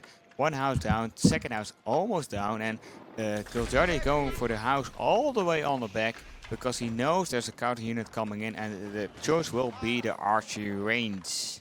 Yeah, and torching down his houses as well, right? I mean, at this point, you might have been able to torch down the pit mine, but at the same time, slowing down that gold gathering that they have is going to be helpful as well. I don't think Pro Scout is something that Cat should be doing here. I think he still might go for it just based on the fact that it's still so much value, but it is dropping that archer range and has gotten that archer on the way very shortly, but there is a tower there to be denying the pit mine for the time being. Yeah, the spearmen are just gonna hop back and forth into the tower. That's why kiljardi chose to attack the furthest houses possible, try to burn it down, who won't be able to make it. And now we get this cat and mouse game, or this cat and kiljardi game, where he's popping out of the tower, burning the house, and the archer trying to hit those spearmen, and then they go back into the tower. Yep, can't really do anything. I wouldn't suggest it. I wouldn't mind it, but I wouldn't suggest it, where he just gathers a little bit of stone so he can actually get the arrow slits upgrade here. Just to help him out just a little bit as well, and defending it if push comes to shove when actually coming through that. Millar being dropped though, should be seeing exactly what we think we are seeing. Yeah, I guess he's still stubbornly going into Pro Scout because he got Warrior Scout on himself. Spearman being a little bit lured away to the Archer that's just standing there. Immediate upgrade, and the Warrior Scout attacking those gold fields, hitting them on the head, and he was already, kiljardi noticing. That's really nice. Because I just wanted to say, I already got so many attack notifications right there because the Scout was already there. But now the villagers are saved, and the Scout of kiljardi trying to chase them away, and he's starting to try and to burn down the pit mine. I actually had it happen once in a gorge 1v1 game on ladder, where I managed to just kill a villager from 100 to 0 against Order of the Dragon with a scout. With just a scout. Yeah, I was like, oh, it's he was just a just scout. attacking there consistently. I don't have to pay any attention to that, but we got 2 archers and a 3rd archer now, so in a short while it's going to be really difficult to pop out those spearmen and burn anything down. And this is where the arrow slits comes in handy, and immediately I see 4 fields on stone. Yeah. I mean, this could potentially even be properly. I was going to say it's either for fortification or even this, where it's a second tower out on those resources. It's a good way of securing resources, right? With that tower, especially against Pro Scout, they'll jump in under your tower, and then they'll just be taking extra damage as they slowly work out of the range. Yeah, so far though. The stone is so far away, so I guess he'll just have a mining camp on it instead of... No, he's didn't. walking all the way back. He's just gathering 40 stone for his upgrade. I mean, it's 68. I think. Yeah, it feels bad walking all that way, but building a mining camp feels bad as well. It's still a lot of resources lost, but the arrow slits are coming in right now, just so we can burn down those remaining houses in that first pit mine. And we have scout action, and the kiljardi scout is losing against 2 of his opponents because they are upgraded. They're warriors. They're not like your regular scout. They really want to fight. Yeah, they are going to be chasing him down. It's going to be dead as well, so that's no scout left. But we do see a couple of spicy units here for kiljardi in queue. I'm not sure if he's gotten any techs out of that minor work just yet. This is so annoying, killing those deer, but not only killing them, but killing them beneath the tree, so it's even more difficult to see where they are and to pick them up. I don't know if it's intentional, but it's really good. And the scout getting poked, but not getting poked for a second time, and will live to fight another day. Yeah, and that's the thing as well, right, by the way. Spear's 3-shot scouts. Like, you need 3 shots from a Order of the Dragon Spearman to kill a scout. And that's not very hard to do. No, they get so much damage, they die very quickly. Like those gilded units, like even with gilded spearmen against a knight or...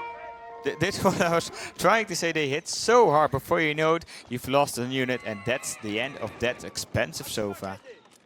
And this, I mean, this is actually really good. I mean, this is where I would like to actually see the fortifications coming in.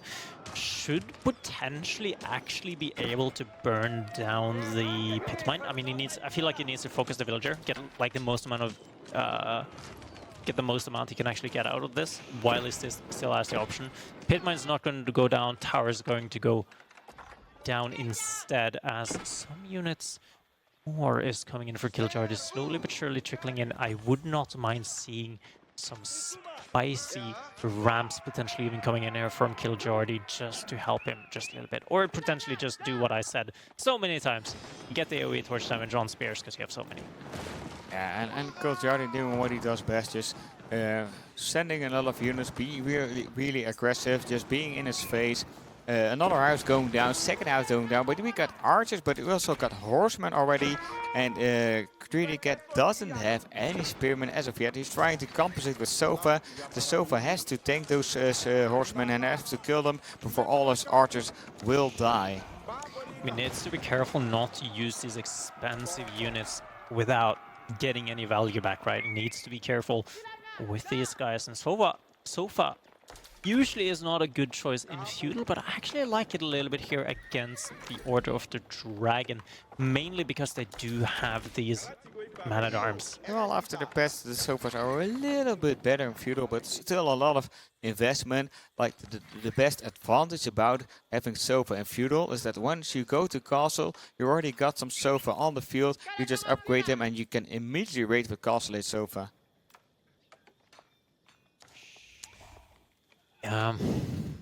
Golden Caress coming in, so there's gonna be some beefy men-at-arms that won't die anytime soon. Yeah, we're kind of just vibing, just taking some pot shots back at each other, it feels like, and Yeah. I don't know. What do you feel like having for dinner later? We did burger yesterday. Oh, did you join us? No, you didn't join us. Yeah, well, I Yeah, you did. did join us. I was there, but I was on the second table, you know, I was on the Yeah. second row table. Yeah. I'm not one of the cool guys. We're doing pizza today, or? Yeah, Chris would like pizza, but yeah, no. Cat and kiljardi are just like taking a little break to go to the next stage of the game. They're both walling off their sides. They're both tanking some resources. Like kiljardi has 20 on food and 8 on gold, so I guess he wanted to transition to castle someday. The same goes for Cat, a lot of on gold as well. 9 on gold. I don't know if he already has any cows. I haven't seen any cows as of yet. The cow, to believe the cow counter, it says 0. Yeah. I programmed it, so I don't believe in it. I know humans can err, and we got an engagement again with the horsemen, but we haven't seen any cows as of yet, so maybe we're gonna see a Farimba play right here. Could potentially be. I mean, there's no Farimba units to actually be using the Farimba, so would be kind of hard to justify, I feel like. I'm actually very unsure as well how many deer Cat was actually able to pick up. Like, he spent a lot of scouting time effectively torching down that tower, and those walls came up rather early for kiljardi, as well as that tower on the first dare pack. So I actually don't know how much is occurred, maybe a little bit too little. Still looks like there's a couple of left here, but there's a fight that looks like it might be happening here. The Golden Kuras man-at-arms should be doing a little bit of work here sooner or later, as the dive is coming through here a little bit from kiljardi. These sofas on the front line, though, they are taking a lot of damage up, and the archers are able to use that room to actually be taking down the spearmen as well, so these sofas can start doing some work. Now, gilded man-at-arms, remember, they're still tanky. Sofas, they are these kind of pseudo-knight-ish guys, and the fight is actually going really, really well for Cat, considering the army that was fighting, and now behind this as well, kiljardi is preparing something deadly. Yeah, like he's going to the Burgrave. I feel like this is a classic.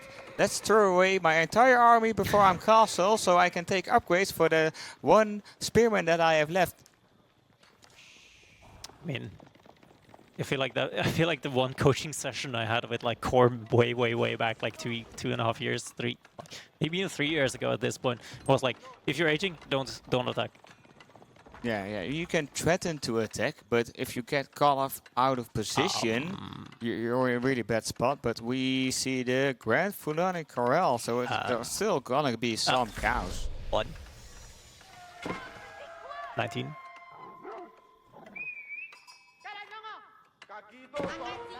One. Not Garrison. Yeah, we got 2 cows. No, we got 3 cows. We got 2 cows on screen and 1 next to me. Perfect. Perfect.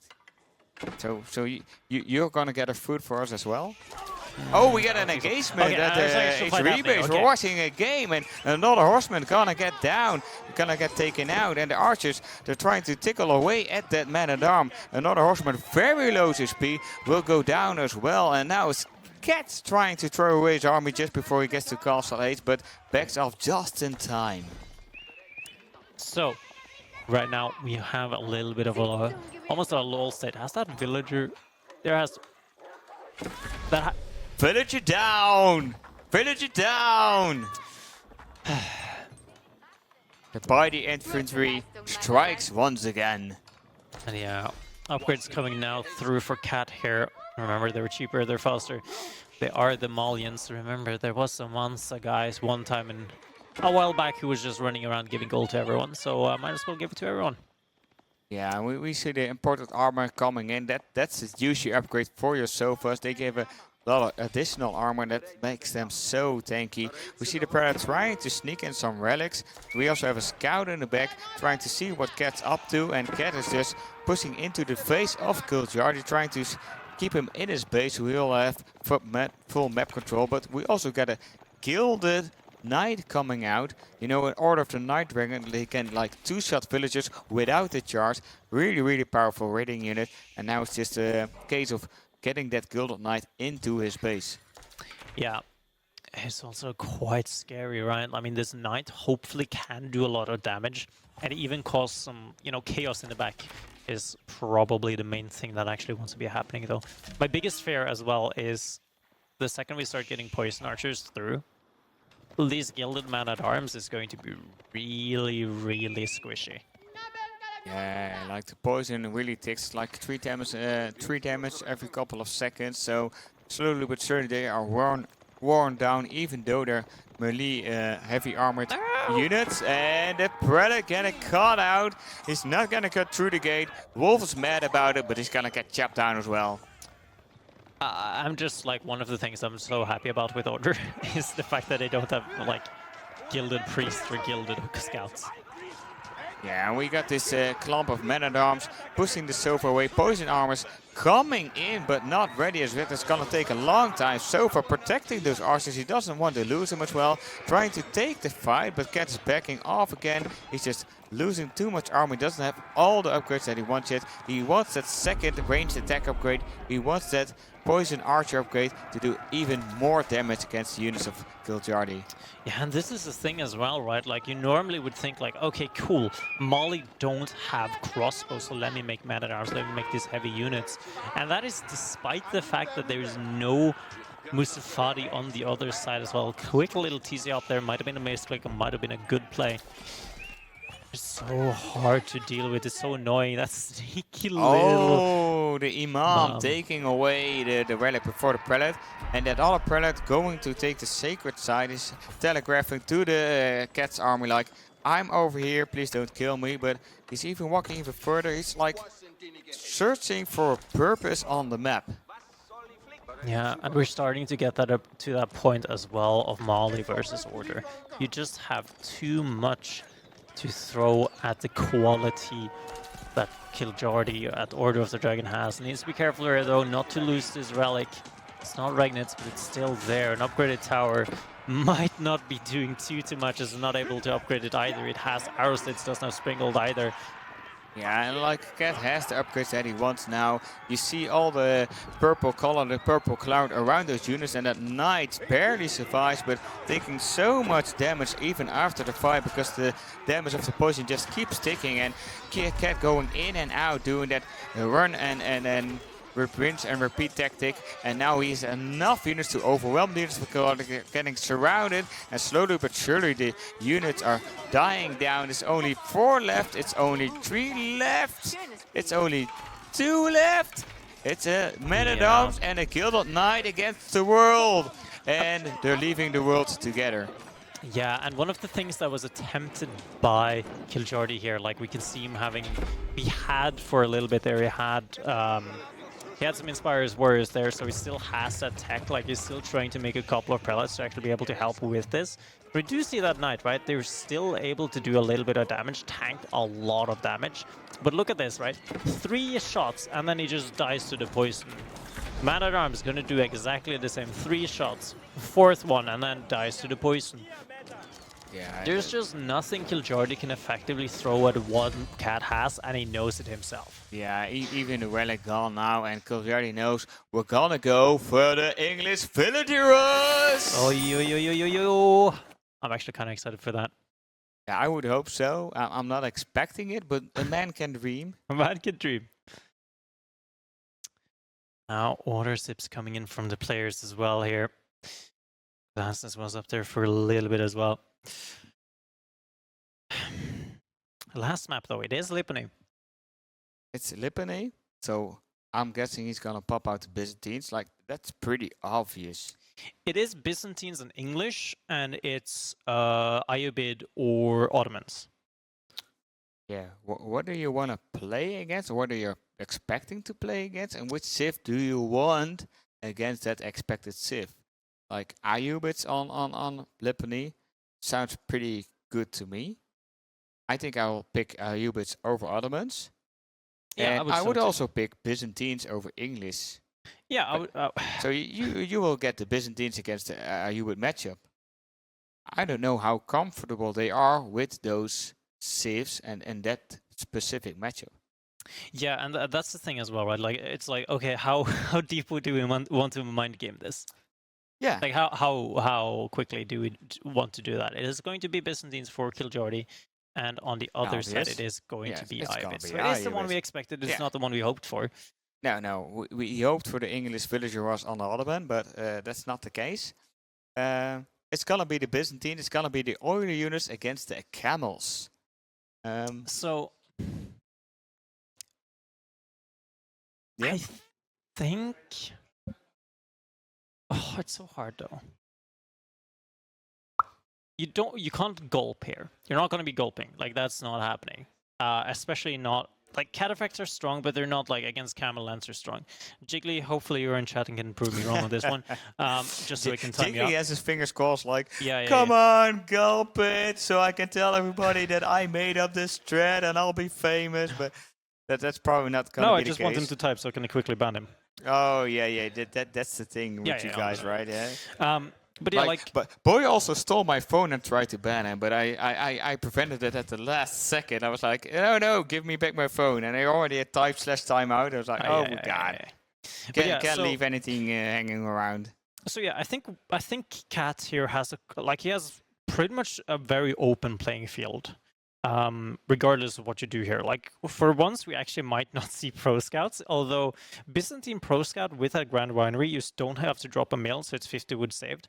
But the Ayyubids has 3 options. Like, obviously, they have 4 options if they absolutely want to go for the gumboing. But for me, it's so hard to decide here. It's like, okay, you're playing on Lipany, so you could be like, okay, is both players taking a break? Again, seriously, guys? Kiljardi, are you taking a midnight nap? I think Cat already went to the toilet. Toyet and Kiljardi is probably not following really suit. know what Um, Kiljardi is doing. So, but yeah, like the thing is, like with Ayyubids, you can go with a growth wing, which is good on Lipany because there's more berry bushes, so you effectively get more food, which means you have more long-standing food, and you need to delay you can delay your farm postpone your farm later. transition. The military wing with the camel riders is really, really strong as well. Yeah, because then you can very quickly start putting some pressure on your opponent's berry source or your gold, for example, if you're against Byzantine here. And then as well, you can go logistics if you want to have a little bit of more an extended or potentially even a fast castle, right? Obviously, like there's other choices. You can go for the blacksmith. Nobody's going to do that. Logistics, nobody's going to do that. And the fast age up is kind of pointless against the Byzantines. Yeah. Like realistically, it's gonna be one of those three. I'm not really the biggest fan of the military one anymore because if you just build a stable or an archer range, you can make the unit and the timing between the free unit and the unit from the stable, it's not that much difference in time. It's only like 10 seconds or something. It's something you can, accept, and then you can get like 3 vills from the economics wing, or maybe you can already get some dervishes if you want. And the dervishes in feudal, they can keep your units alive for a very long time. The healing in feudal is very, very strong, especially in the early game. Yeah, and I mean, it is problematic against Byzantines, though, especially if they go with the longbows, because then you're going to have a really easy time to actually be sniping out the dervishes, right? The same can't really be said for javelins. It's still kind of easy because they do a lot of base damage, but it's still really hard. And it was one thing I talked about with BC yesterday, I think, which was longbows or javelins against horse archers. Especially, it was actually a Kiljardi game too, that wasn't it? Yeah, it was. Okay. And it's like, okay, yeah, you just end up being like, okay, it's easier to micro with the longbows, right? Yeah, That's where we're at, right? It is. Yeah, and that's the issue. Like javelin throwers are really strong in small groups, like 5 javelins fighting against like 8 archers. Yep. I'm just making an example. But if you get to these really, really big masses, they overkill so much, and you can't micro that. There's too much to do. So you want to go to that castle, so you can at least get camels, and you get some camel on camel action. But at some day you want to transition the javelin throwers out of your composition because they're just not efficient enough anymore. And longbows will always be good in any age. They're good in the feudal age. They got a long range. They got a lot of damage. They're good at the castle age. They can snipe out those crossbows. And even at imperial age, if they get the incendiary arrows upgrade, for example, they can easily snipe some siege. Like Springles die really quickly against longbows. Yeah, we saw that in the. Wait, which game was that? There was the game. There was a lot of siege, and then there was some longbows shooting on the Springles. I think it was a Valdemar game today. Yeah, it was the Valdemar against Crackety. Oh yeah, it was. Yeah, it was Crackety trying to play the Alderman, but he just couldn't get any Springles out. You just can't play the Alderman because. Yeah, that's the thing. He just can't play the Alderman, but he just couldn't get any army out, and every Springle was like instantly sniped. Yeah, it is pretty rough though. Do we already have some players on stage again? Yeah, we do. We're starting. We're starting to get there. And there's awkward. I mean, why are you posing for camera? We've been on camera for like. Yeah, but Chris is making a personal picture, so I'm gonna be in his photo book and a really cool poster. Fair enough. Fair enough. So yeah, I mean, hopefully tomorrow. By the way, I wish if anybody is in Twitch chat and is close to Hamburg, just come. Just come. Like there is going to be people here. We are going to have BC playing on stage, Louis playing on stage. It's going to be super exciting. I think it's going to be very great. It's going to be a really fun day. We're also going to be having a couple of special guests dropping by here and there. There might be some AOM action, and we are going to be having a lot of fun with that. And there might be a little bit of fun. It is at Experion, as it says down in the middle right there. We are at Experion Hamburg, and it's a great venue. We have an art station that a lot of AoE2 people have actually dropped by. Basically, the first time they ever see basically the first time they ever see AoE4 is when they turn around and look at the screen and they go, that's pretty fun. I tried to explain JD to AoE2 player. That was not fun. But yeah, I mean, it's a lot of great fun here. And honestly, like, if I actually might be honest for a little bit of a second, I would rather have a LAN like this that is much more close-knit and community-focused, because you're kind of just sitting there chilling with everyone, than the one I have at AoE2, because like everyone's just sitting on the stage and there's like, it almost feels a bit too big. Of course, don't get me wrong, I would love to have that big stage. You know, this is the way we set up this event, the way we have the stage with the beanbags and just a couple of chairs. It's like more of a house style, like at home. So that's the same if you're at a house with your family and having dinner together, and you mix and socialize easier. It's more of an apartment cup, is what you're saying?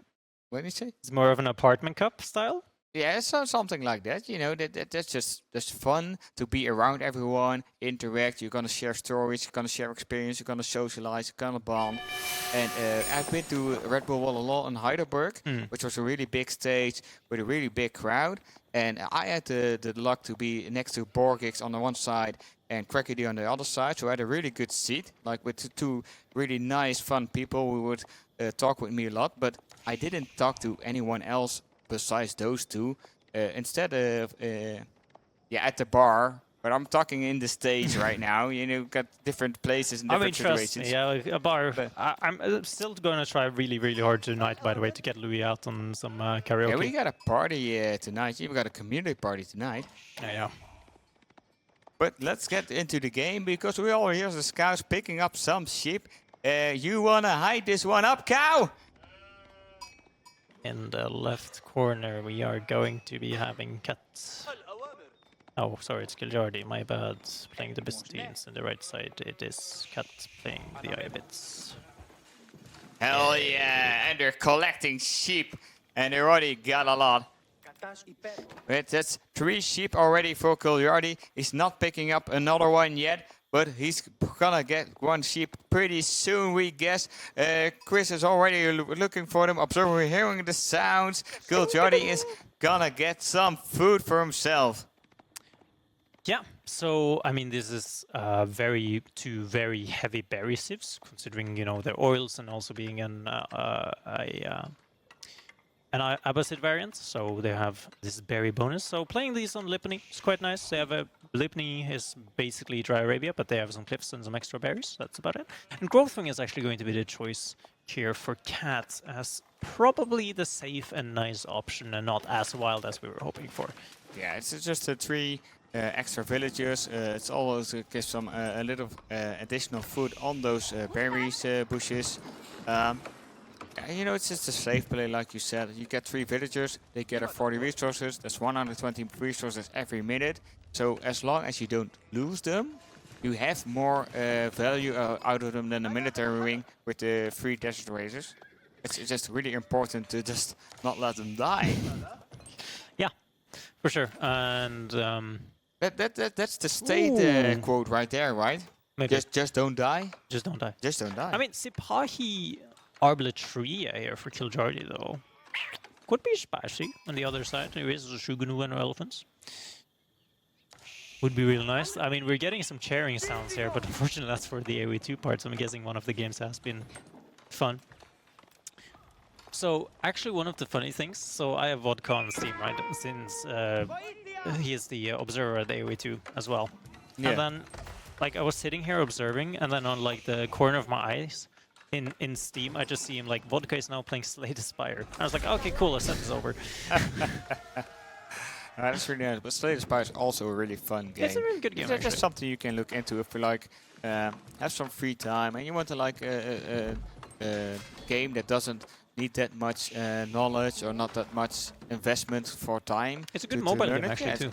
Oh, it's a mobile. It's on mobile, yeah. That's cool. I should check that out. Yeah, I only have it on mobile. We see Barracks coming up for Kiljardi, like every Byzantine dude, so he's gonna get those special spearmen. The 3 vills popping out immediately, building a stable, and I'm gonna expect that to be a Desert Raider just to have some map presence and try to harass.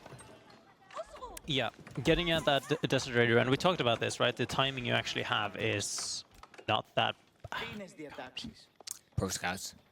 Yeah, the timing difference on those that first Desert Ridder is actually not that different. Of course, it's a little bit of a bigger investment because you gotta drop a stable or an archery range, and you gotta make it for yourself as well, right? It's a quite expensive unit considering what it does. But instead, we have what we were really not hoping to have. Yeah, but we're gonna go into Pro Scouts again. Cat trusts those deer to save him in this last game because they're both on match point right now because it's the best of 5. So the winner will go to the next round. The loser, it will be the end of him. He will be out of the main event and he'll only be able to watch tomorrow. Yeah. And we'll have to see what ends up happening as well, right? I mean, this so far in the game, I mean, we're kind of just chilling, we're kind of just vibing. Yeah, I like that. The things we can discuss is the contract, but I'm expecting the longbows. We already have 500 oil, 520 oil. I didn't see a mercenary house as of yet, but I'm expecting it to be there. Like, we should have one up already. So it's just a matter of choice from the contract, and then we're gonna see which units he will be pumping out. Yeah, we'll have to shortly see. One of the things that is quite hard right now is actually being able to do a little bit of damage, right? He's pushed off of the initial deer at least, but because he already has that stable put down as so many other civs, he is going to be quickly going into those horsemen. And do you have the Western mercenaries coming through as well? So, surprise, surprise, we are going to be having those coming out. We're gonna have those amazingly annoying longbows right there. I find it so difficult to play against them. They got so much range, so every time you try to engage with into a longbow army, and you're like, maybe this is not really the time, you already get so much damage from those longbows. It's also really difficult to connect. So I always feel like if you want to engage a group of longbows, you either have to go for it or don't, because if you like go into it there half-heartedly, you're just gonna lose out a lot of units. Yeah. Pro Scouts coming back home as well now, and we're kind of just slowly building army. Kiljardi is waiting for his longbows to actually pop out. So, yeah, he already queued up a second set of longbows, and I'm curious what he's want to do. Like, does he want to do like a timing push with 2 sets of longbows? Because if you got 10 longbows, you can one-shot pretty much everything, and maybe just keep them defensive. I don't know what he's planning as of yet. Yeah, it's kind of hard to say. I mean, this is actually one of the few things, though, that we often don't see that much with Ayyubids, it feels like. I mean, I haven't seen Ayyubids that much either anymore. Most of it have kind of fallen out of favor. But this mass archer play from Cat, I actually quite like seeing it, especially considering what and who he is up against. Might be needing. Scout's gonna be revealing exactly what he needs to see right now. Understands that there's something fishy going on as well, and the timing here is a potential for Kiljardi to be actually able to find that. Yeah, Cat seeing 8 villages on gold is pretty obvious tell that he wants to go to the next age. Cat already has a lot of military. He needs some more time to get those deer in before he can go to the next age. Scout getting caught out by the scout of Kiljardi as well. And now we're gonna have the 2 armies meet in the middle. But oh no, not in the middle. One is going on the one side of the hill, picking off that said scout. So vision is gone and Cat backs off. He doesn't want to engage anymore. It would be a shame if we had more of those scouts. They seem pretty cool. Yeah. Hopefully he will still have like 3 in the bag. So like we used to call them nilly scouts, and you can just put them all over the map, and then you have vision and you know what your opponent is doing. That would be nice. It would be really nice. But yeah, we do have Cat now pulling back a little bit, getting a couple of upgrades here. So it looks like he actually wants to go for something spicy here. Potentially play a little bit of a longer feudal, stop making some units Golden Horn Tower as well going up. So now we'll have to see meet each other where their civs are the strongest. Yeah. Okay, also banking a lot of resources already. We got a little attack notification, but it's just a scout of kiljardi checking out what Cat's doing, being chased by a couple of horsemen already. We got a lot of barricade, we're not seeing any olive groves as of yet. But that's not needed again because there's so many berries on the map. We still have berries and deer on the north side next to the trade post. There's even a gold vein with it. We also have some berries on the other side, but then your eco is pretty wide. You know, you spread out a little bit much. But there's still plenty of options for the farm transition. Yeah. So Scout down! And another one, Scout bites the dust. and another scout bites the dust, and to no surprise, considering that the logistics wing was not clicked up earlier, it's going to be that logistics. So kiljardi needs to be using his tech timing here for a little bit, because he should be able to secure up at least 2 relics with the timing he has. Remember, there's about 1 minute and 45 seconds till those dervishes comes through, and at that point it's instantly 3 dervishes, instantly 3 relics almost secured, unless you have a lot of map control. Yeah, and kiljardi already going for the top berries as well. He's got some deer next to it. He's got a gold vein next to it. He can easily wall that section off. It's a pretty safe eco, as to say. We have the first monk coming out of the Grand Winery, trying to pick up the relic to put it in the winery, get 80 oil instead of gold, which is really good if you're early mid-game. But at a later stage, you would like to transition it to a regular monastery so you get the gold. That's more variable in a later stage of the game when you got all those olive groves. We already saw some olive groves incoming, like 2 or 3 now. So slowly but surely kiljardi is setting up for the mid game. Yeah, feels like he wants to play this one safe though, doesn't want to risk anything here in the final game for either of these players, as Cat is taking a sip mid-game, which seems like a power move in my head. But if you're thirsty, you are thirsty. But yeah, he is looking for something here, and both of these players, remember, this is the last set for either of these players. The other one. It's the tension. Like Cat taking a quick sip because he feels like he has a moment. That's the tension. It's the nerves. It's knowing like if I lose this one, I'll be out. And most of the times you see people just play a little bit more safe, a little bit more different than they're used to, simply because they're afraid to go out of the event. And I can know why, because it's so much fun to compete with each other and you really want to go to the next stage. Yeah, for sure. And I mean, opponent or the yeah, it's nerve-wracking to say the least. We do have some units coming through as well, right? We have some relics being secured, probably all that she is going to be getting today, but now we actually do have a little bit of shenanigans coming through. There was a lot of resources banked up for Cat here while going castle, and one of the advantages of playing with that House of Wisdom, no villagers needed, and if you don't take any damage now, villagers, never mind, there's no villagers going to be put to hurt here, as they were accidentally targeting down that TC, but causing a little bit of idle time, knowing exactly what is gonna do here. I'm still a little bit surprised about that Camel Lancer though. A little bit surprised it's not some Ghulams. But still, longbows, they kind of just deal with anything anyways. Yeah, I do think Gulam would have been a better choice. They're just a little bit more tanky than the Camel Lancer against the Limited Longbow combo. But a couple of horsemen find some value. Like I said, if you both take the berries on the east side and the berries on the west side, your eco is so widespread out. Camel Lancer's going in, fighting against those spearmen. Those archers trying to snipe them as fastly as they can, but they're backing off already because they've chased the army away. Yeah, I mean, for a sec there, it looked pretty rough there. The the Dervish gonna get caught out. Come on, see it, spot it, take it. Oh, but apparently the Dervish didn't have 9 lives because he wasn't the cat. But at least we got more dervishes to bring on those relics. Those 2 dervishes are going to intercorder. They're going to play hide and seek because they don't want to get found out, but really they're spotted. It's like your kid trying to play hide and seek while hiding under the sofa with their feet sticking out. Yeah, like we have the kids like hiding behind the window. They're standing like, haha, you can't see me. Can't see me.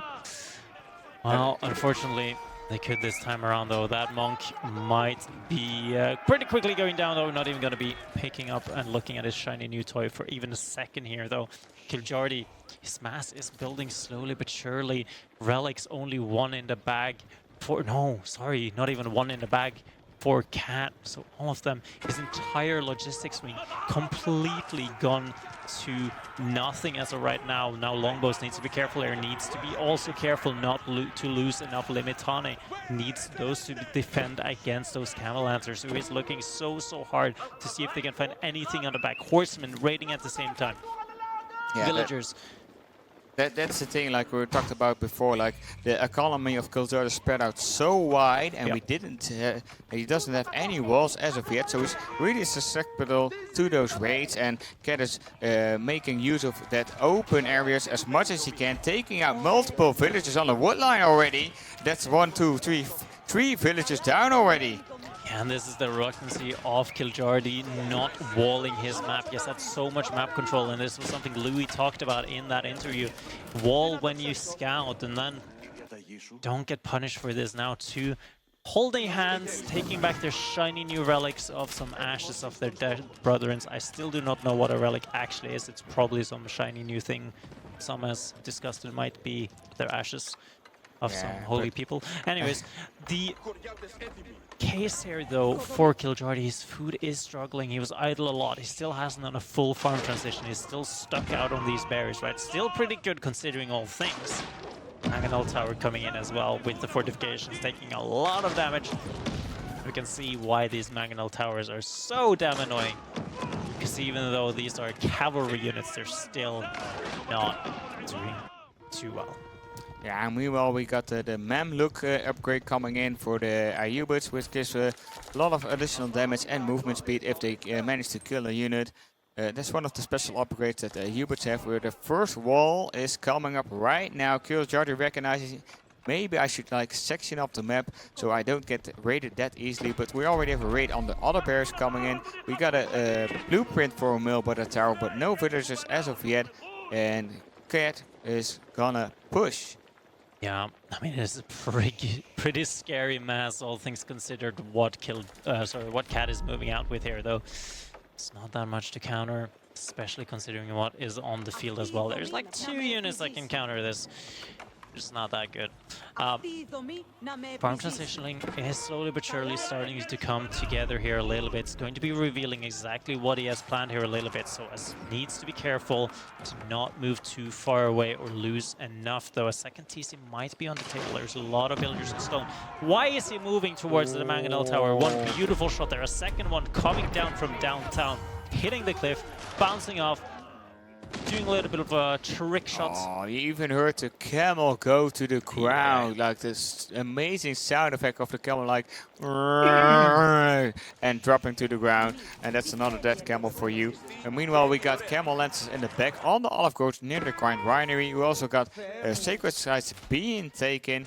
Already 2 sacred sites for the Cat, and the third one is almost on the way. We got a unit there. We see some more walls getting up on the east side of the map. Kiljardi trying to secure parts of the map because he really wants those berries and the big stone, so he can upgrade his cisterns, he can build more cisterns, he can connect them with aqueducts to increase that water level so that his economy even becomes better. Losing those vills near that Mangonel Tower simply because he thought, okay, I got some spearmen and lance connector there to defend it. That's some heavy losses and already 8 dead villagers. So Kiljardi needs to be careful. He was in this exact same position earlier against Louis. He needs to be careful now with the same civ, not against the same civ, however, though, but with his ruse. He was very greedy with his landmark placement when going to imp, and he had a really good timing except for that. Can he find the same timing this time around, though? He has started to make a little bit more units here, though, but this fight coming up needs to be clean and perfect at the same time. He's getting caught out of position. He needs to fight as he can't really run to his base, but at least he has enough units to defend. It's an archer battle. We got some camel lancers going in. Spearmen trying to scare those camels away again. We also have some units burning down the tower near the sacred site, and it seems kiljardi is winning this fight. Yeah, I mean, it's the longbows that's just coming through, right? Had just like a couple of Varangians there tanking up just a little bit of damage. Was maybe 2 or 3 longbows saved for the time being here, though. Now Camel Lancers going to see if they can try to move in, see if they can try to find some more damage here, though. Cat knows he has an eco lead here. Hasn't been dropping anything extra behind this kiljardi, so still stuck on that 1 TC. Now Keep is looking like he wants to do that. Cat has dropped the second TC, so his eco lead is going to be going further and further. Mangonel Tower still annoying, but where is kiljardi spending these stone? He needs to find it somewhere. Well, seeing like 350 stone just left the bank, so I'm guessing they will have a second TC somewhere. I see it looks like it's in the front next to the wood line. We have more camel lancers coming in. We're probably gonna see that second temp center coming up. That's something you would like to prevent because you already have your own second temp center which you want to kill, but those camel lancers are getting wrecked right there next to the wood line. They're stuck! Alright, Mangonel's Tower is there and Pathing's doing a lot of work there at the same time. But kiljardi is still not out of pressure just yet, though. His cistern level, just level 3. Now, archers, not a very particularly strong army for Cat here, though. So, just needs to be making sure that he can spend some time and actually get himself that eco advantage that he has gotten himself. Now these fights needs to be careful at the same time, though. Limitonic, crossbow, everything on the back here. Longbows needs to be focused down. They are just too strong. Standing on the sacred side, tower tries to go up, should go up to just get that little bit of vision, but it is going up all right. But it's going up at least, but at the cost of another veil. Just needs to be careful here, though. Sacred Site Timer wants to cancel out one as quickly as possible, trying to get a Springle upgrade, but they're not going to be happening on that one's, unfortunately. But a Textile's coming through as well. Now in the back, there's a secret little weapon that Cat has that he can pull out of the bag, and we would say the cat is out of the bag, but the cat is pulling out of the bag this time around.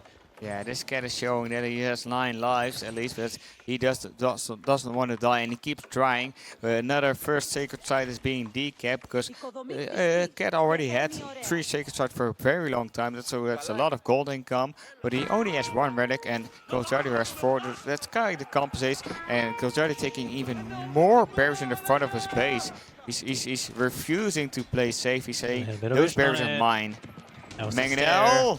Should be able to at least get one shot off. Longbows are so good at taking down siege. Oh, yeah. And the repairs are too late. As well. Longbows standing uncontested. There's nothing to get on top of these. It's just mass archers. Nothing is good here against kiljardi. He's just standing.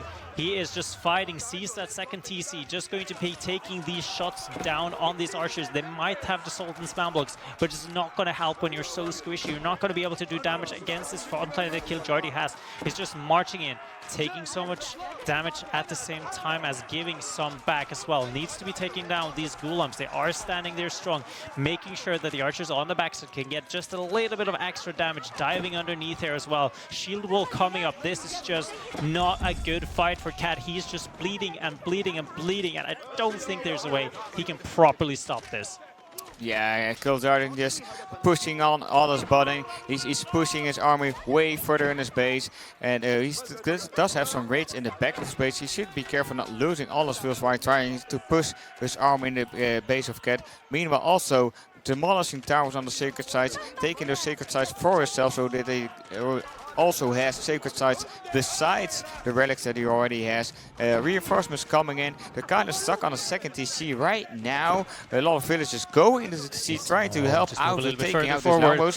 Forward, Mangonel getting spotting out and cancelled. Oh, cancel it. It loses a little bit of resources doing that. Remember, it's the same as any normal building, right? But he's just standing underneath his second TC. Longbow counts.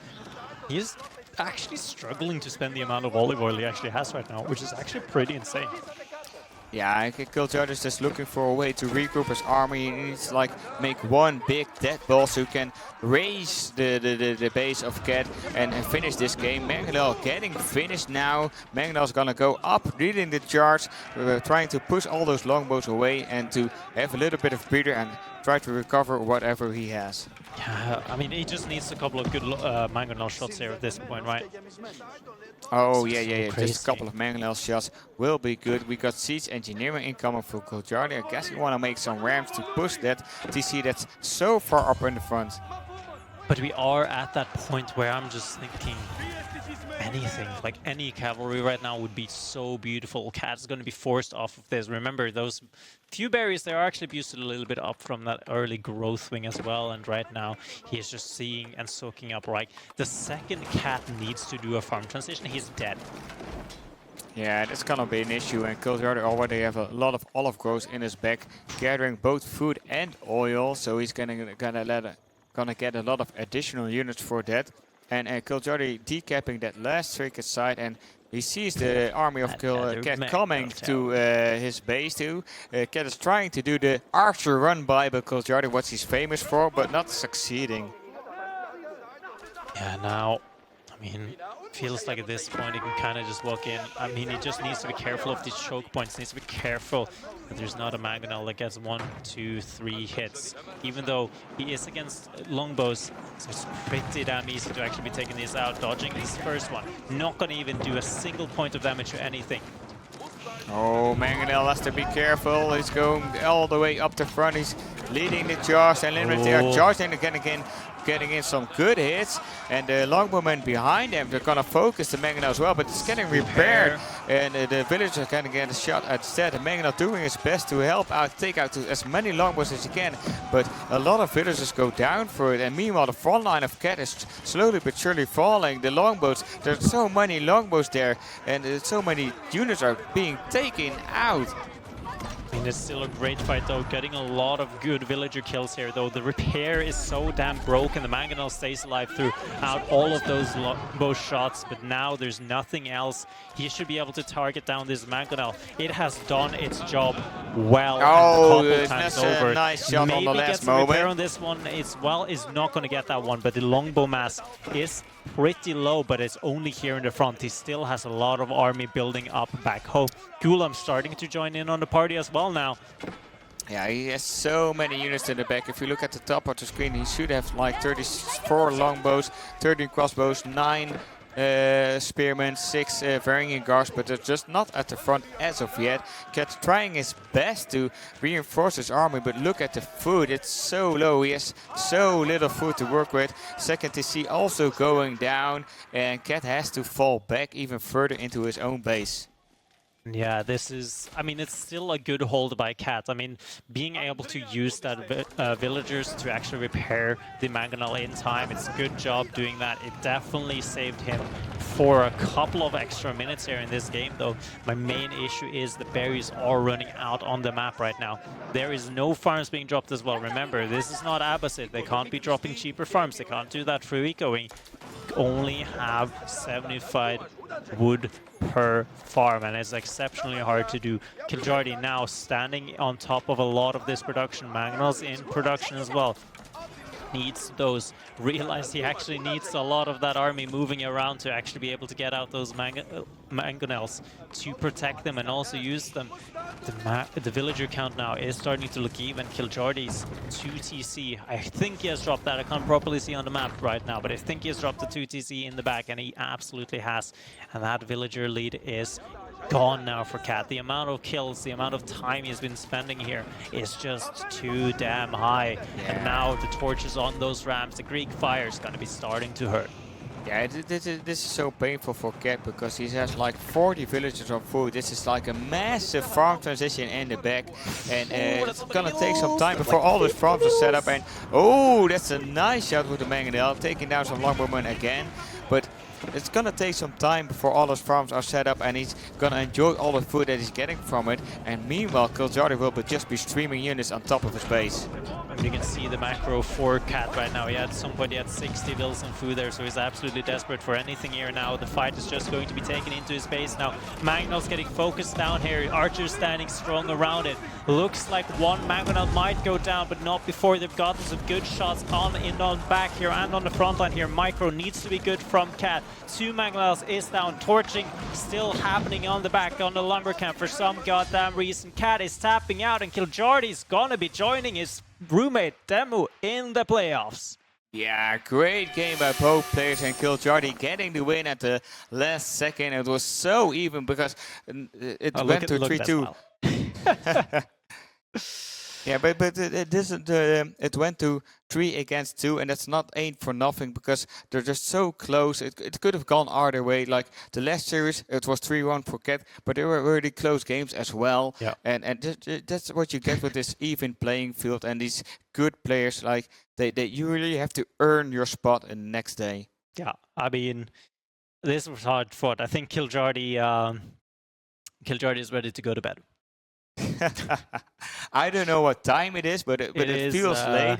Yeah, it's already past 12, so it's like 3 hours after our bedtime. Yeah, pretty much. So we pretty much have to call a taxi or have someone throw him over your shoulder and just bring him home. Maybe we have a sleeping bag over here, like then he doesn't need to walk all the way to his hotel. But he is walking to this room here right now for the interview. And so I'm gonna hand over my headset. Oof. And I'm gonna say enjoy. Thanks.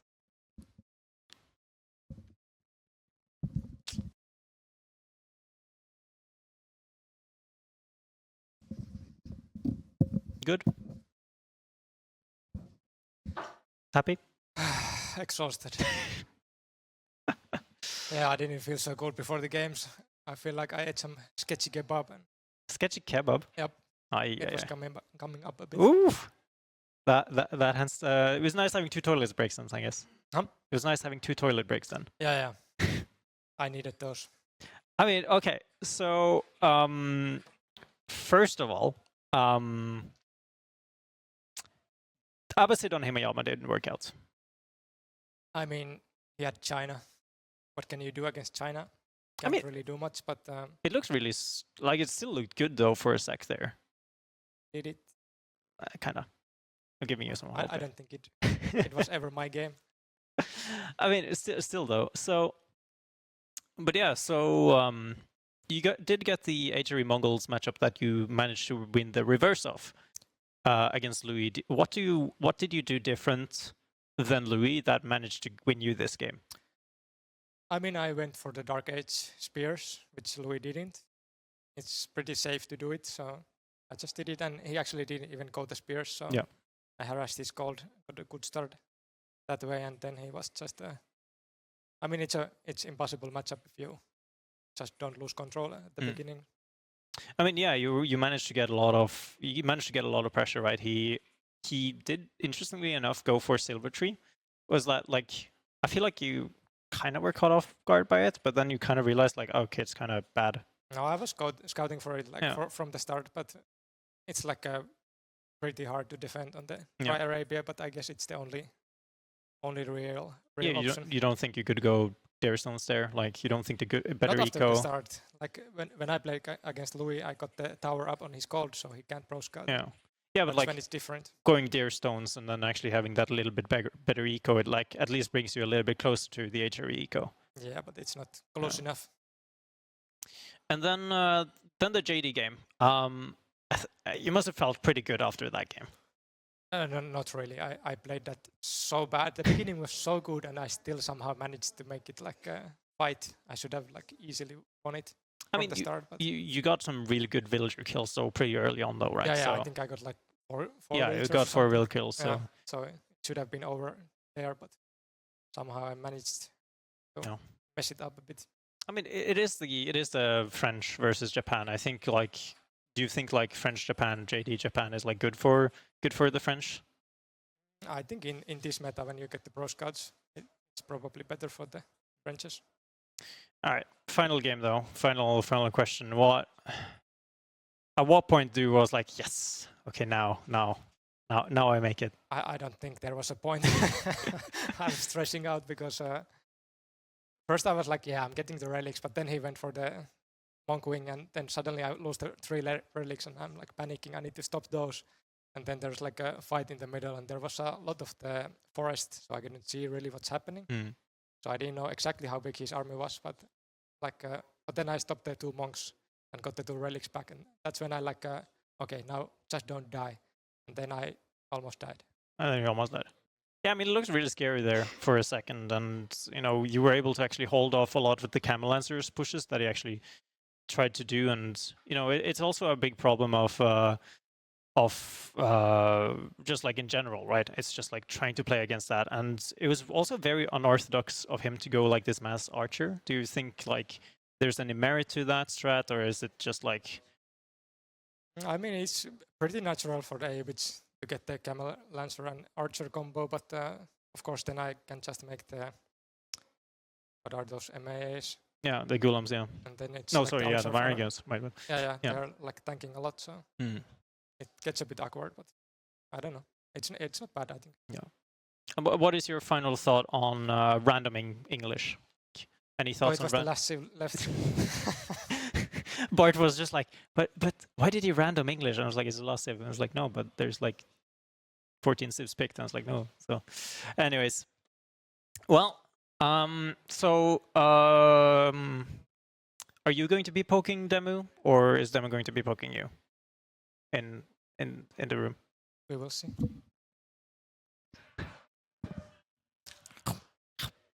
So, who's going to be poking each other? I don't know. I don't know. We will see. You hope? I will tell you tomorrow. Okay. So, what do you think about your opponent now? You've played Louis, but now you're going to have to play Beastie. Yeah, I think I'm gonna play much more relaxed against Beastie because I'm expected to lose, so I can pull off some funny stuff, and maybe he crumbles under the pressure. Well, that's the plan. Well, let's see. All right. Well, I will let you go. Congratulations. Sleep well. Thank you. We're doing pizza tonight instead of hamburgers, I think. We'll have to see. Sounds good. I'm in. You're in. All right. Well, is there anyone who actually wants to join me for the last call of the day? And if not, then yeah. I think maybe Valdemar wanted to speak. I'm not too sure. Asklad is joining me here now, so we'll have to see. Yeah, it's been a great day so far as well. And is Sarah coming to watch his great uncle? Well, maybe, potentially. And we'll have to see what comes on tomorrow as well. Tomorrow's actually going to be really exciting. We are actually going to be having the AUM finals for the Garrison. We're going to be helping them host it on the stage to have a little bit more of a spectacle, which is going to be really, really fun. Any thoughts? Any thoughts? Do you have any idea about AOM? Yeah, I do actually. Okay, I'll count on that. I'll test you on that actually. But you know, since we have Avely right there in the crowd, we might actually have him come in and talk about things for us. I tried to get him to cast it. He was like, no. Damn it! So many times. Well, we tried. But yeah, should be exciting. It is gonna put a little bit of a strain on our schedule, but we'll make do. So yeah, who will stream AOM? It is going to be on our channel. We're not going to be restreaming that on Beastie's channel, mainly because that's not his area, not our area, really. We're going to be streaming it on the Rising Empire Twitch channel, and we are going to be streaming it also on Husksuppe, who is going to be joining us on the stage, I think. I was trying to get a little bit of an answer from their admins, because awkwardly enough, I do not know who's in the finals, but if I would have to guess, it's actually the Rappel versus Husksuppe, which is actually going to be pretty exciting, and I did get confirmation that is a matchup. And they're good players. They're really good AOM players, and I'm excited to see what that's going to be looking like. Hopefully, actually a best of 5. But that is starting at 2 p.m. CET, and then we're going to be following up with the semi-finals. It is going to be... Rode, correct me on this one. It is going to be Beastie, Kiljardi, and then Louis versus Demu, and that is going to be pretty exciting. Demu's going to be so sad. No poking Kiljardi tonight. Or maybe he will anyway. I mean, but he did get his wish, which is playing against Louis on LAN. Let's ask him afterwards if he still enjoyed that so much. If Louis isn't on 200 ping as well. I mean, it's going to be. I mean, do you just force them to play on India server? You know what? I love that idea. Just put both of them on familiar ground. True. I mean, it is going to be pretty weird, but yeah, I think Louis hopefully has had a good off day. I haven't seen him too much here today, so either he's been sleeping or sightseeing. Hopefully he's had a good time, and he will have a good time tomorrow, which, again, 2 p.m. AOM, after that semifinals, and then the semifinals, and then a third place match, and then the grand finales. Lots to do. Lots We're to going to do. be very excited to host all of that. And yeah, folks, one last shout out. Wait. Trying, doing it. Yep. Can someone fix those 42 cents? No. I hate you guys. No, wait, Production's fun. actually, that's not true. Not entirely. Maybe just that guy. Yeah, sometimes. Anyways, we will be heading off. Tomorrow is going to be an exciting day. It's going to be the final day. AoE 2 is going to be happening. AOM is going to be happening. AoE 4 is going to be happening. It's going to be a great day for the Age of franchise. But first, we will have to sleep and go offline. So see you guys tomorrow.